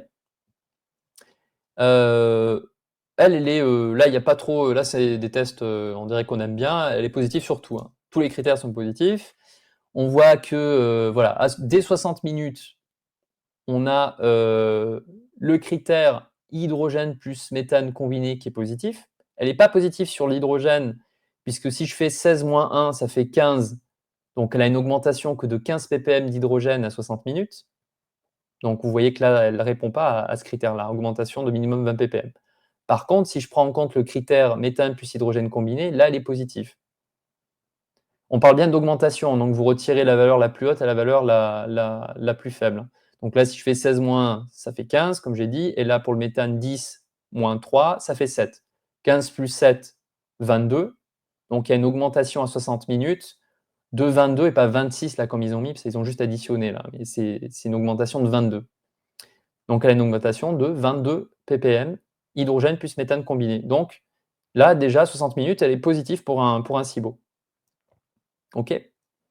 Ensuite, à 80 minutes, là, on a une augmentation de l'hydrogène qui est bien plus importante. Donc si je fais 27 moins 1, 26 ppm, on a une patiente là, il n'y a aucun doute, elle a un SIBO, hein, elle est positive sur ce critère-là. Imaginons que, elle était toujours là à 16, etc. J'ai envie de dire, heureusement qu'on avait ce critère hydrogène plus méthane combiné, ça permettait de ne pas passer à côté de son SIBO, du coup. Mais là, il n'y a pas de doute, puisque à 80 minutes également, elle a une bonne augmentation de l'hydrogène. Ensuite, par rapport au méthane, vous voyez que là, dès 60 minutes, on a déjà 10 ppm de méthane, donc elle est déjà positive à ce niveau-là, et on a même une augmentation, on a un pic là à 18 ppm. Donc on a une patiente qui est positive ici pour un SIBO et pour un IMO. Pour un SIBO parce qu'elle est positive sur les deux critères, mais bon, juste celui-là suffirait, donc sur le critère hydrogène et hydrogène plus méthane combiné, et elle est positive pour un IMO parce qu'elle a une valeur de méthane supérieure ou égale à 10 ppm. Donc là, vous voyez, en plus, c'est intéressant puisqu'on n'a pas tout le temps ça, mais là, on voit voilà, une belle augmentation assez rapide dans les zones vraiment qui correspondent à l'intestin grêle. Là, vous voyez, c'est ce qu'on appelle la zone de transition entre 90 et 120 minutes. Et hop, après 120 minutes, on a de nouveau un autre pic. Donc on a des fois ça, on a des fois le double pic, pas tout le temps, des fois ça augmente comme ça et ça continue à augmenter, mais des fois on a quand même la vision de ce double pic, c'est-à-dire du premier pic qui correspond en fait au SIBO, et ensuite, quand le substrat passe dans le côlon, probablement là, il est passé chez la patiente après 120 minutes, on a de nouveau un autre pic d'hydrogène. Donc là, on peut penser que tout ce qu'on voit ici, en fait, c'est vraiment ce qui se passe dans le côlon de la patiente. Donc cette patiente, elle émet de l'hydrogène dans le côlon, c'est normal, le côlon, c'est un lieu de fermentation. Donc là, il n'y a rien de problématique. Par contre, elle a aussi du méthane, donc elle a probablement une population de méthanogène dans le côlon, et également dans l'intestin grêle. Vous voyez là, dès qu'on commence à augmenter l'hydrogène, on voit du méthane apparaître. Donc les méthanogènes, en fait, se sont mis dans les zones où il y a de l'hydrogène, ce qui est logique, il leur faut de l'hydrogène pour faire du méthane. Donc voilà, un test, vous n'aurez pas tout le temps des tests aussi simples et bien interprétés, mais là, il est très facile à interpréter et la conclusion est sans équivoque au vu de l'historique et des symptômes de la patiente également. Donc là, on est sur un test positif, comme je vous ai dit, SIBO-IMO. Voilà. On va passer sur quelque chose d'important aussi, c'est ce qu'on appelle la flatline. Alors, pour le glucose, comme je vous ai dit que c'est un sucre qui s'absorbe, que vous ne voyez pas à un moment donné d'augmentation de l'hydrogène et du méthane, ne vous inquiétez pas, c'est probablement que le substrat n'a jamais atteint le côlon. Et donc, vous ne verrez pas de fermentation colique. Par contre, votre lactulose, c'est un sucre qui n'est pas absorbé, il atteint le côlon. Donc, à un moment donné, à 120, à 140, à un moment donné, vous devez attendre la présence d'un gaz. Si ce n'est pas de l'hydrogène, c'est du méthane. Parce que si vous avez beaucoup de population d'archéméthanogène dans le côlon, et que ça prend tout l'hydrogène, il se peut que vous ayez un test positif uniquement à l'hydrogène, uniquement au méthane. Mais en tout cas, à un moment donné, a priori plutôt après 120 minutes, vous devez voir sur le test soit de l'hydrogène, soit du méthane. Vous devez voir quelque chose. Quand vous obtenez des tests comme ça, on appelle ça des flatlines, c'est-à-dire on n'a aucune augmentation d'hydrogène, méthane, ça reste bas, ça fait 2, 3 ppm, 1, 2, 3, voilà, ça fait tout le long. Aucune augmentation à aucun moment donné d'hydrogène, pas de présence de méthane. Là, voilà, il faut que vous posiez des questions. Si vous avez cette flatline sur le test lactulose, ça peut évoquer une configuration H2S, c'est-à-dire un ISO. Si à présence de symptômes évocateurs, attention, ne concluez pas parce que vous avez une flatline qu'il y a un ISO de manière catégorique. C'est faux, il y a d'autres raisons qui peuvent faire qu'on a une flatline. Voilà, tout simplement vérifier que la patiente n'a pas oublié d'avaler le substrat. Ça arrive, elle n'avale pas le substrat et après derrière, tiens, il n'y a pas de gaz, oui, vous avez oublié d'avaler le substrat.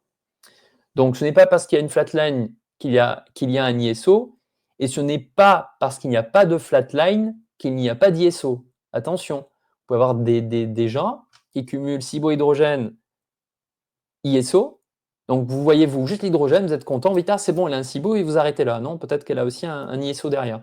Donc attention dans les deux cas. Autre cause de flatline, si vous avez une personne avec une motilité intestinale très ralentie, imaginons qu'elle a une gastroparésie extrêmement sévère, vous pouvez aussi envisager peut-être que le substrat à 180 minutes, il n'a pas atteint le côlon. Ça peut arriver aussi. Vous avez des personnes, il y a des personnes qui ont une gastroparésie extrêmement sévère, des ralentissements de la motilité intestinale qui sont extrêmement sévères. Et là, ça peut être aussi une cause de flatline. C'est juste que le substrat n'a pas atteint le côlon. On peut avoir des fois des problèmes dans les échanges gazeux inefficients. Ça arrive aussi, ça on a montré dans les publications. Par exemple, en cas de Mickey, en fait, l'inflammation de la muqueuse intestinale, sur une maladie de Crohn, par exemple, surtout si elle est importante, elle peut perturber la diffusion des gaz, tels que l'hydrogène ou le méthane dans le sang. Et donc, on n'a pas une détection des gaz expirés, parce qu'ils sont mal transportés dans le sang, et donc, du coup, ils ne sont pas éliminés de manière importante au niveau du poumon. Donc, prenez en compte également, attention, sur des personnes qui ont des Mickey, qui ont surtout si la personne a une Mickey et qu'elle est en pleine poussée inflammatoire, c'est aussi pas le moment de faire le test respiratoire, clairement. Mais en tout cas, voilà, on sait qu'il y a des situations qui peuvent expliquer aussi des mauvais échanges de gaz.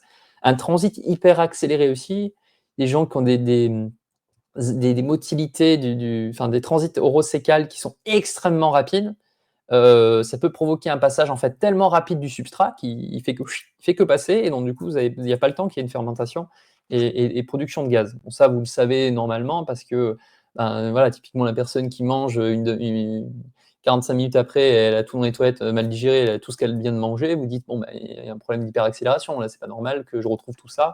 Après, il y a des tests aussi qu'on peut faire avec ces données, avec certains colorants alimentaires ou d'autres que la personne prend, et si elle retrouve une heure après dans les selles le colorant alimentaire, ou même il y a des tests qui sont faits avec des graines de sésame, par exemple, Vous allez manger des graines de sésame, vous ne les croquez pas, vous les laissez entières, elles vont ressortir telles quelles, et vous observez à partir de quel moment vous les voyez dans les selles. Si voilà, vous les voyez 3 heures après, les graines de sésame, vous dites bon, ben, normalement, ça doit prendre un petit peu plus de temps quand même.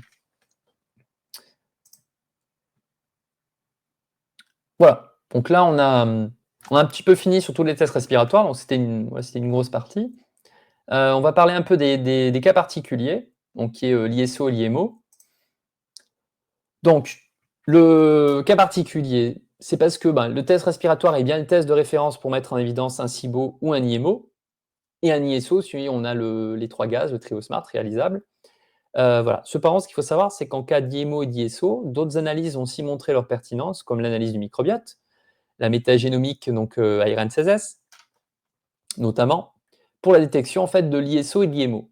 Vous verrez que avec l'analyse du microbiote des selles, qui est un reflet du côlon, hein, c'est pas un reflet de l'intestin grêle, attention, d'avoir toujours cette notion-là. Ce que vous voyez dans le microbiote fécal, c'est un reflet partiel du microbiote luminal, on va dire colique, mais c'est pas un reflet de ce qu'il y a dans l'intestin grêle, hein. Ça, c'est quand même important d'avoir cette idée-là.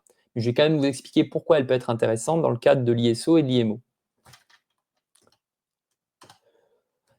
Donc, dans le cadre de l'ISO, on sait que ça a été clairement montré par des publications, que l'abondance de certaines bactéries productrices d'H2S dans les selles est corrélée avec les niveaux d'H2S expirés, c'est-à-dire dans les tests respiratoires. En gros, quand on voit de l'hydrogène sulfureux dans les tests respiratoires, on arrive à trouver un profil dans l'analyse du microbiote. Et donc, dans cette étude-là, hein, très, très intéressante, qui est assez récente, je crois, de 2022, que je vous invite à lire.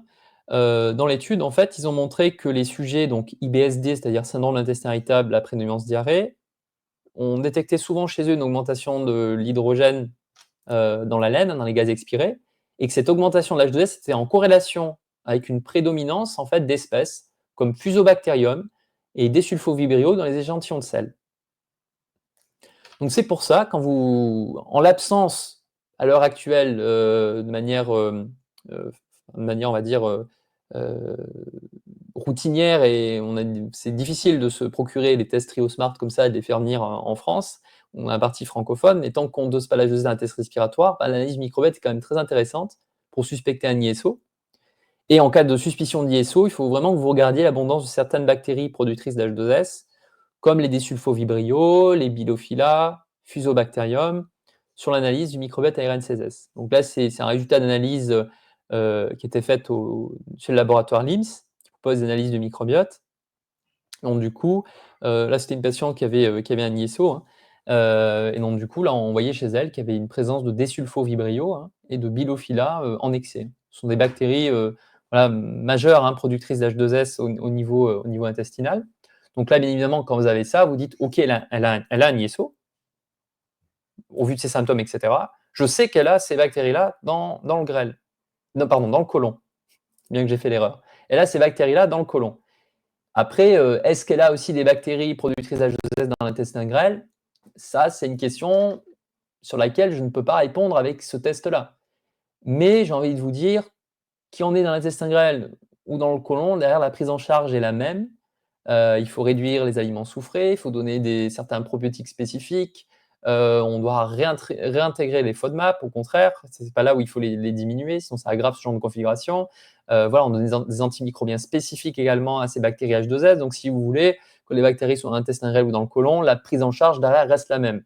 Après, vous avez une capacité aussi, en fonction des symptômes de la patiente, de savoir si vous êtes plutôt sur du SIBO-H2S ou plutôt sur de l'IBO-H2S, en fonction de ses symptômes, de la gravité, je dirais, de ses symptômes. Pour l'IMO, même étude, hein, on a mis en évidence que l'abondance de Methanobridibacter smithii, qui est donc l'archéméthanogène principal, c'est celle qui est vraiment responsable de la production de méthane. Alors, il y en a d'autres, hein, mais en tout cas, c'est la majoritaire. C'est elle qui est responsable à près de plus de 80% de la production de méthane chez l'humain. Et en tout cas, on a bien corrélé également la présence de cet archéméthanogène dans les selles avec la quantité de méthane excrétée. Et donc, dans cette étude-là, ce qui était très intéressant, c'était de voir que chez les patients qui étaient IBSC, donc syndrome intestin irritable de type constipation, et avec un test respiratoire positif au méthane, 88% avaient des niveaux détectables de Methanobrevibacter smithii dans les selles. Donc 88%. Bon, ça veut dire qu'il y en a quand même 12% qui émettent quand même du méthane et on n'a pas trouvé de Methanobrevibacter en excès dans les selles. Peut-être que c'est parce qu'ils en ont juste en excès dans l'intestin grêle et que ben, on ne voit pas du coup en faisant l'analyse des selles, mais en tout cas, vous voyez quand même que voilà, ce chiffre, c'est pas rien. C'est-à-dire qu'avec une analyse du microbiote, vous avez quand même une bonne fiabilité pour détecter un IMO chez quelqu'un. Donc en cas de suspicion d'IMO, regardez bien l'analyse du microbiote, hein. Il y a plusieurs laboratoires qui vous proposent ces analyses-là, mais c'est important aussi de sélectionner les laboratoires qui vous donnent aussi les archées. Des fois, on ne vous les donne pas systématiquement, pas tous les laboratoires vont les donner. Voilà, donc faites attention où vous faites l'analyse. En tout cas, voilà, c'est pareil, hein, c'est tiré du même laboratoire, le laboratoire LIMS en Belgique. Donc du coup, eux, ils mettent bien voilà, les Methanobrevibacter. Bon, après, ils n'ont pas précisé si c'est Smithii ou d'autres, mais ça, c'est pas le plus important, on va dire. En tout cas, voilà, donc là, vous avez l'analyse d'une patiente qui avait un test respiratoire positif au méthane, qui avait eu aussi une métagénomique de fait. Et donc, du coup, on retrouvait dans les selles un excès du coup, de Methanobrevibacter. Généralement aussi, quand on retrouve des Methanobrevibacter dans l'intestin grêle, on a l'impression qu'elles vont aussi s'installer dans le côlon. Autant des fois, on peut en avoir que dans le côlon et pas dans l'intestin grêle, mais quand elles s'installent dans l'intestin grêle associé à un SIBO, on a tendance aussi à en retrouver également dans le côlon. C'est ce qui semble être quand même remonté, généralement. Voilà, donc là, vous avez compris que l'analyse du microbiote peut être intéressante dans le cadre de l'ISO et de l'IMO, pas vraiment dans le cadre du SIBO, puisqu'on a difficilement un profil vraiment qui permettrait de mettre en évidence en fait un SIBO grâce à l'analyse du microbiote. On a des fois des microbiotes très perturbés, des fois pas si perturbés que ça, et j'ai envie de dire que la présence de telle ou telle bactérie dans le microbiote colique dépend aussi de on va dire, depuis combien de temps la personne a un SIBO. Parce que souvent, ce qui se passe, c'est quand la personne a un SIBO, elle se met à retirer les fibres d'alimentation, elle a un régime faible en FODMAP, et le truc, c'est que quand la personne reste avec son SIBO pendant des années et qu'elle fait des régimes restrictifs pendant des années, on commence à avoir des microbiotes qui s'appauvrissent, qui s'enrichissent en bactéries hydrogène sulfureux des fois. J'ai presque envie de dire que ce qu'on retrouve le plus souvent dans les selles de quelqu'un qui a un SIBO hydrogène, c'est en fait des bactéries H2S, hein. Surtout quand la personne a suivi un régime faible en FODMAP pendant très longtemps, on sait que ça favorise l'augmentation de ce genre de bactéries-là. Une alimentation très carnée, très riche en produits animaux et faible en fibres, en éléments végétaux, ça favorise l'augmentation des bactéries productrices d'hydrogène sulfureux. Donc on va finir par parler de 2 tests qui ne sont pas des tests qui mettent en évidence le SIBO directement, mais en tout cas intéressants à faire. Donc là, il s'agit du dosage des anticorps antivinculines. Donc il y a un test qui s'appelle l'IBS Smart qui existe aujourd'hui. Donc ça ne remplace pas du tout le test respiratoire. Donc qu'est-ce que dose cet IBS Smart? Alors il dose les anticorps anti-CDTB et les anticorps antivinculines. Après, c'est surtout les antivinculines qui sont intéressants dans ce test-là. Vous vous rappelez, quand on a une intoxication alimentaire, en fait, il y a des toxines CDTB, il y a un risque en fait de développement d'anticorps antivinculines qui vont venir derrière altérer le CMM. Ça, on l'a présenté lors de la première vidéo. Donc en fait, là, ce test-là, IBS Smart, actuellement, il est réalisable en Suisse. Il faut se déplacer directement en Suisse, c'est un test qui coûte cher. Et par correspondance, des fois via certains labos anglais, mais voilà, il sera bientôt disponible sur le marché français, hein. Il faut savoir, ça arrive là, normalement pour 2025, hein. Il y a un laboratoire belge notamment qui travaille dessus pour proposer le dosage des anticorps antivinculines. Donc en fait, quand vous faites ce test-là, ce qui est intéressant, c'est ce qui est marqué ici, hein, c'est la conclusion, c'est que si vous avez des anticorps antivinculines, l'anticorps antivinculine signe une réponse auto-immune. Ce n'est pas une maladie auto-immune, hein, c'est une réponse auto-immune. Donc ne dites pas que j'ai une maladie auto-immune sur les anticorps antivinculines, c'est une réponse auto-immune. C'est un type d'auto-immunité non conventionnelle. Et donc cette réponse auto-immune suggère un risque d'altération accrue du microbiome et de rechute ou de chronicité, en gros, du SIBO. D'accord? Donc la présence d'anticorps antivinculines n'est pas un diagnostic de SIBO, mais renforce la probabilité qu'il y en ait un.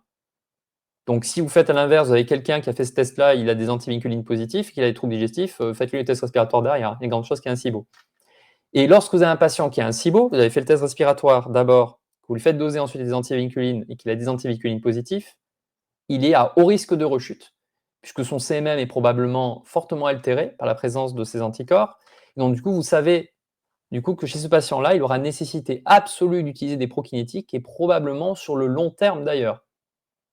Donc, c'est ça que nous apporte ce test-là. Il ne faut pas le faire en plus chez n'importe qui. Quelqu'un qui a développé un SIBO suite à une opération, une résection de l'intestin grêle, une opération de digestive, lui donnez pas les anticorps antivinculines. Mais quelqu'un qui a beaucoup voyagé à l'étranger, qui suspecte d'avoir chopé des touristas, des intoxications alimentaires, ou même qui en est sûr, hein, d'ailleurs, il y a des gens qui sont sûrs, ils ont mangé, ils ont chopé plusieurs fois, ils savaient que c'était une intoxication alimentaire. Des fois, certains ne savent pas trop, ils ont eu comme ça un épisode de diarrhée à un moment donné, ils ne savaient pas trop pourquoi.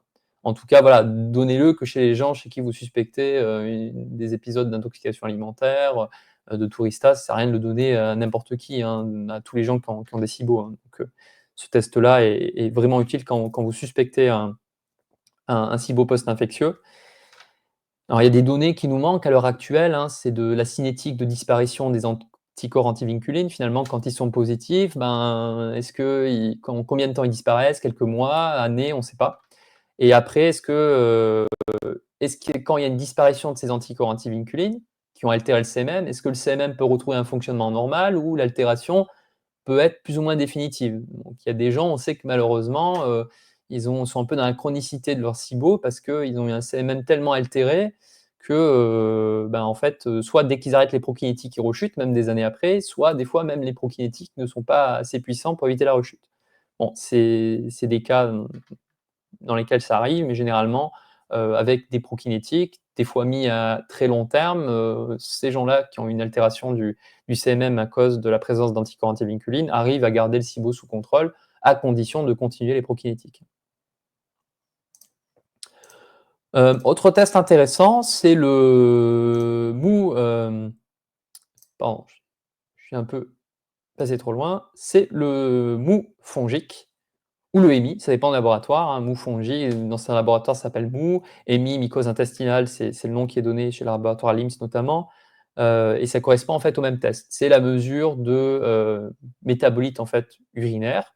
Et dans ce cas-là, dans le mou ou le EMI, de métabolites fongiques. Et on va doser notamment le D-arabinitol et faire le ratio D-arabinitol. Donc c'est ça vraiment qui est, voilà, si on regarde la littérature, seul le D-arabinitol, le DL-arabinitol, je vous ai mis toutes les publications parce qu'il y en a. Il faut arrêter de dire que c'est pas fiable ou quoi que ce soit. Il y a des publications qui ont clairement montré que c'est un marqueur intéressant, hein, le D-arabinitol. Et en tout cas, c'est vraiment ces métabolites-là qui sont reliés à la présence excessive de candidats. Le tartarate ou l'arabinose ne sont pas des métabolites produits par le candidat ou d'autres espèces fongiques. Étude à l'appui. On ne peut pas se baser sur ça pour dire qu'il y a une candidose. Il faut vraiment regarder ces marqueurs-là.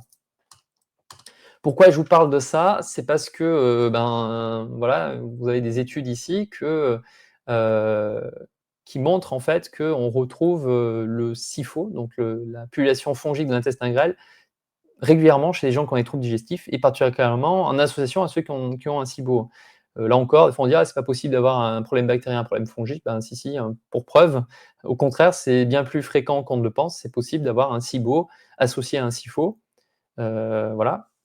Donc le SIFO, c'est une population fongique de l'intestin grêle. On parle aussi de l'IFO quand c'est la zone colique, pour large intestine. Voilà, bon, ça c'est des termes qui sont intéressants à connaître. D'ailleurs, quand on dit candidose, quand on dit quelqu'un a une candidose, on n'a d'ailleurs pas la notion de la localisation. Hein. Il peut avoir un SIFO, un LIFO ou les deux. D'ailleurs, le candida, notamment le candida albicans, ça peut proliférer de la bouche à l'anus. Il existe aussi des candidoses buccales. Donc quand on dit candidose, ça veut dire il y a trop de candidats. Après, où il est, ça on ne sait pas. Là, ce qui est intéressant dans cette étude-là, c'est qu'ils ont regardé, ils ont regardé chez les patients qui avaient des troubles intestinaux d'origine inconnue. Et donc, vous prenez des patients qui ont des troubles intestinaux, vous ne trouvez pas d'origine, vous faites une analyse une aspiration du contenu jéjunal, vous mettez en culture, vous regardez un peu qu'est-ce qu'il y a, et 63% avaient un SIBO et ou un SIFO. Donc ça, c'est énorme. Donc en fait, il y en a plus d'une personne sur deux là, dans cette étude. Il y a d'autres études aussi qui ont donné des chiffres similaires. Donc plus d'une personne sur deux, en gros, qui a des troubles digestifs, qui aurait soit un SIBO, soit un SIFO, soit une association des deux. Et donc justement, parmi ces 63% de personnes qui ont du coup un problème au niveau de l'intestin grêle, une dysbiose soit fongique, soit bactérienne, vous avez 40% qui avaient un SIBO seul, 26% qui avaient un SIFO seul et 34% qui avaient un SIBO associé à un SIFO. Donc c'est pour vous dire que voilà, on retrouve régulièrement associé également au SIBO en fait un SIFO, hein. C'est pas rien le chiffre, 34% des gens qui avaient les 2 quoi, parmi ce panel de personnes qui avaient une dysbiose dans l'intestin grêle. Alors, on va finir par les points clés. Donc les points clés, c'est que, le diagnostic du SIBO ou de l'IMO est posé grâce à l'analyse des gaz expirés. Le test peut être réalisé donc en CHU ou en laboratoire ou même à domicile, hein. Vous avez des différents laboratoires qui vous proposent des tests à domicile et puis d'autres qui sont en train de les développer d'ailleurs.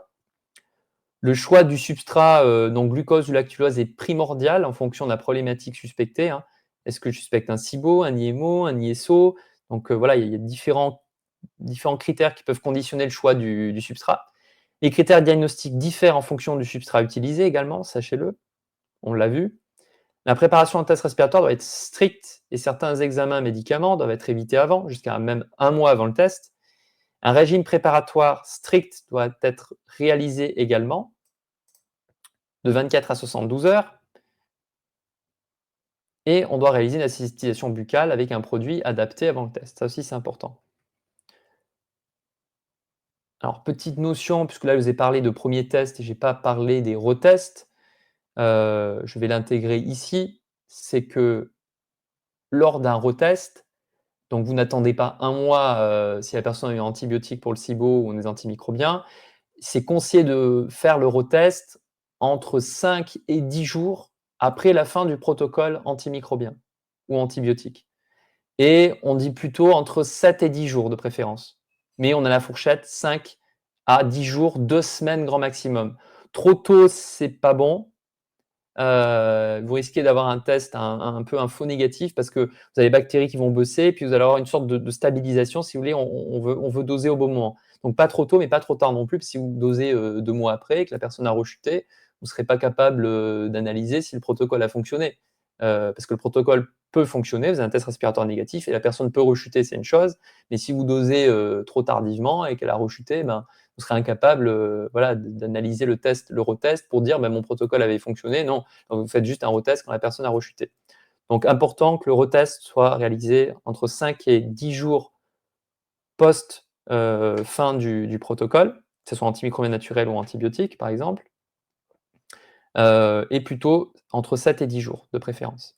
Voilà, c'est un point quand même que je veux dire ici qui est important.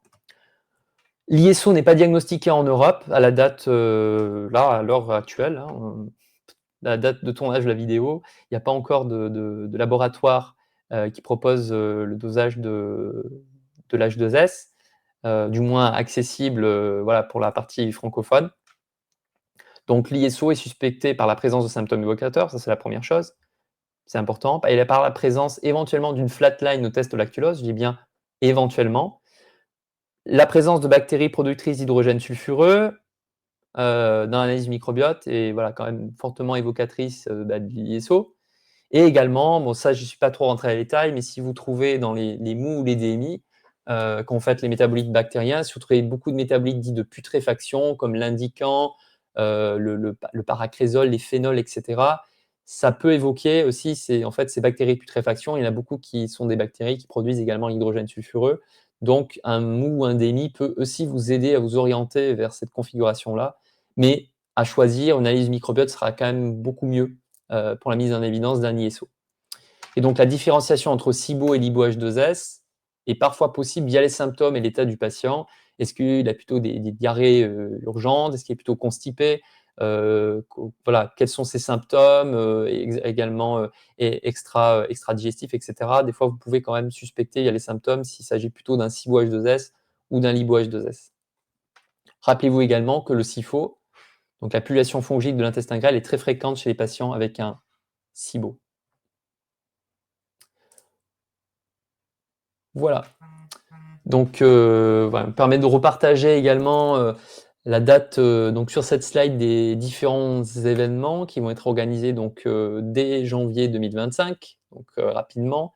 Donc des journées formation et des soirées table ronde.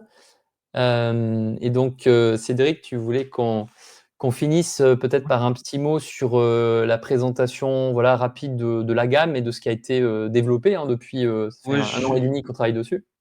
justement, hein, donc pour ceux qui ne le savent pas, tu as participé activement, avec l'équipe scientifique justement sur cette gamme qui va sortir et est-ce que tu peux, déjà nous en toucher un mot sur, sur ces produits? On en parlera évidemment bien plus pendant les soirées et les journées de formation, hein, pour savoir comment les utiliser pratiquement, mais qu'est-ce que tu peux déjà nous dire là-dessus?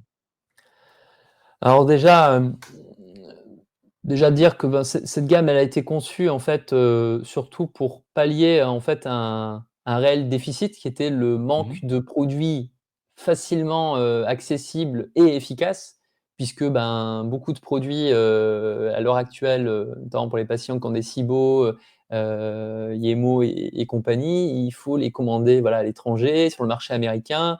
Donc, on a des fois déjà un problème d'accessibilité, aux produits. Mmh. Heu, Également, on il y a aussi le fait que finalement, cette gamme en fait, elle a été, conçue et développée vraiment pour répondre c'est-à-dire aux besoins pratiques, aux besoins des patients et des différents praticiens du domaine. C'est-à-dire que comme vous avez vu, on a différentes configurations. On a, l'IMO, on a le SIBO, et on a l'ISO. Et donc du coup, la prise en charge déjà au niveau nutritionnel est déjà un petit peu différente, voire complètement inverse, par exemple pour l'ISO et également la prise en charge, finalement, ben, le protocole en lui-même, notamment les antimicrobiens qui sont utilisés, éventuellement les probiotiques, sont complètement différents. Donc déjà, on Mmh. ne peut pas proposer, en fait, dans ce genre de problématique, un produit tout fait, qui serait magique, qui répondrait, qui serait efficace sur ces différentes configurations. Donc c'est pour ça que, ben, on veut essayer de former les gens à comprendre et à identifier les différentes configurations pour utiliser les produits dont on a développé, en fait, pour ces problématiques-là. On a développé donc toujours des antimicrobiens spécifiques et même des probiotiques spécifiques pour le SIBO, pour l'IMO, pour l'ISO. Donc on a notamment utilisé des souches qui n'étaient pas voilà, forcément encore commercialisées, donc qui sont connues dans le monde du SIBO. On a certaines souches de bactéries, notamment de probiotiques, qui sont très efficaces pour agir sur les bactéries d'hydrogène sulfureux. Donc du coup, on a fait, voilà, on a fait des associations de probiotiques qui vraiment vont permettre de diminuer ces bactéries-là. Donc, ce sont des probiotiques dont on a voilà, des bons retours en pratique d'une manière générale, mais aussi on a voilà, beaucoup d'arguments scientifiques, des publications qui montrent vraiment qu'il y a un effet, par exemple, sur telle ou telle bactérie. Donc, on a vraiment formulé voilà, des choses spécifiques pour chaque configuration. C'est ça qui est très important et c'est ça qui fait finalement l'intérêt vraiment de cette gamme, c'est de personnaliser au mieux ce qu'on va pouvoir utiliser pour le patient. On a également amené une gamme de prokinétiques, justement, naturelles, où on a fait vraiment des choses très complètes. Donc, on a des formules gélules, on a également des formules liquides. Donc ça permet de répondre aux différents besoins et on a vraiment mis des associations de différentes molécules qui permettent de stimuler le complexe moteur migrant, voire même d'aider sur les dommages qui ont pu être faits au niveau des cellules interstitielles de Cajal. Donc on a vraiment formulé des choses qui voilà, complètes et le plus efficaces possible. On a également, voilà, depuis pas longtemps, on propose également la gomme de guar hydrolysée qui est finalement un des seuls prébiotiques, qui a vraiment été validé pour le SIBO et pour l'IMO, dans différentes études qui montrent une amélioration de l'efficacité, par exemple de certains antibiotiques lorsqu'on donne, la gomme de guar hydrolysée. Elle aide à régulariser le transit, hein, elle ne va pas forcément mettre en diarrhée non plus, mais elle aide à régulariser le transit. Elle est efficace pour réduire les méthanogènes. Donc on a d'ailleurs, Cédric fait une belle vidéo ensemble sur la gomme de guar hydrolysée pour ceux qui voudraient en prendre plus. Et voilà, si tu dois résumer en un mot cette gamme, c'est qu'on a essayé de faire voilà, une dizaine de, enfin, on a plus une dizaine de produits qui vont vraiment Mmh. permettre aux praticiens et aux patients d'être au plus proche de sa problématique et donc avec une meilleure efficacité. Et vraiment, tous les produits dont on a besoin pour prendre en charge c'est les problèmes intestinaux d'une manière large et globale. Donc oui, effectivement, on a fait quand même quelques vidéos et vous pouvez les retrouver sur la chaîne YouTube Nutrilogix. Également, si vous allez recevoir de toute façon dans votre boîte mail les différentes informations pour les journées et pour les soirées. Si par hasard vous ne les recevez pas, vous voyez là dans le bas, j'ai mis mon adresse mail ou bon, tout est un peu collé, mais cédric.lapeau@nutrilogix.com ou alors sur info@nutrilogix.com. On vous enverra on vous enverra le calendrier, les liens pour les inscriptions et toutes les informations utiles à tout ça. Merci beaucoup Christian pour toutes ces explications et alors on se retrouve, dans le plat pays, à Wavre pour la première fois en ce qui nous concerne. On se revoit le 18 janvier. Allez, salut Cédric. Passez une belle journée, au revoir à tous et à toutes et à bientôt!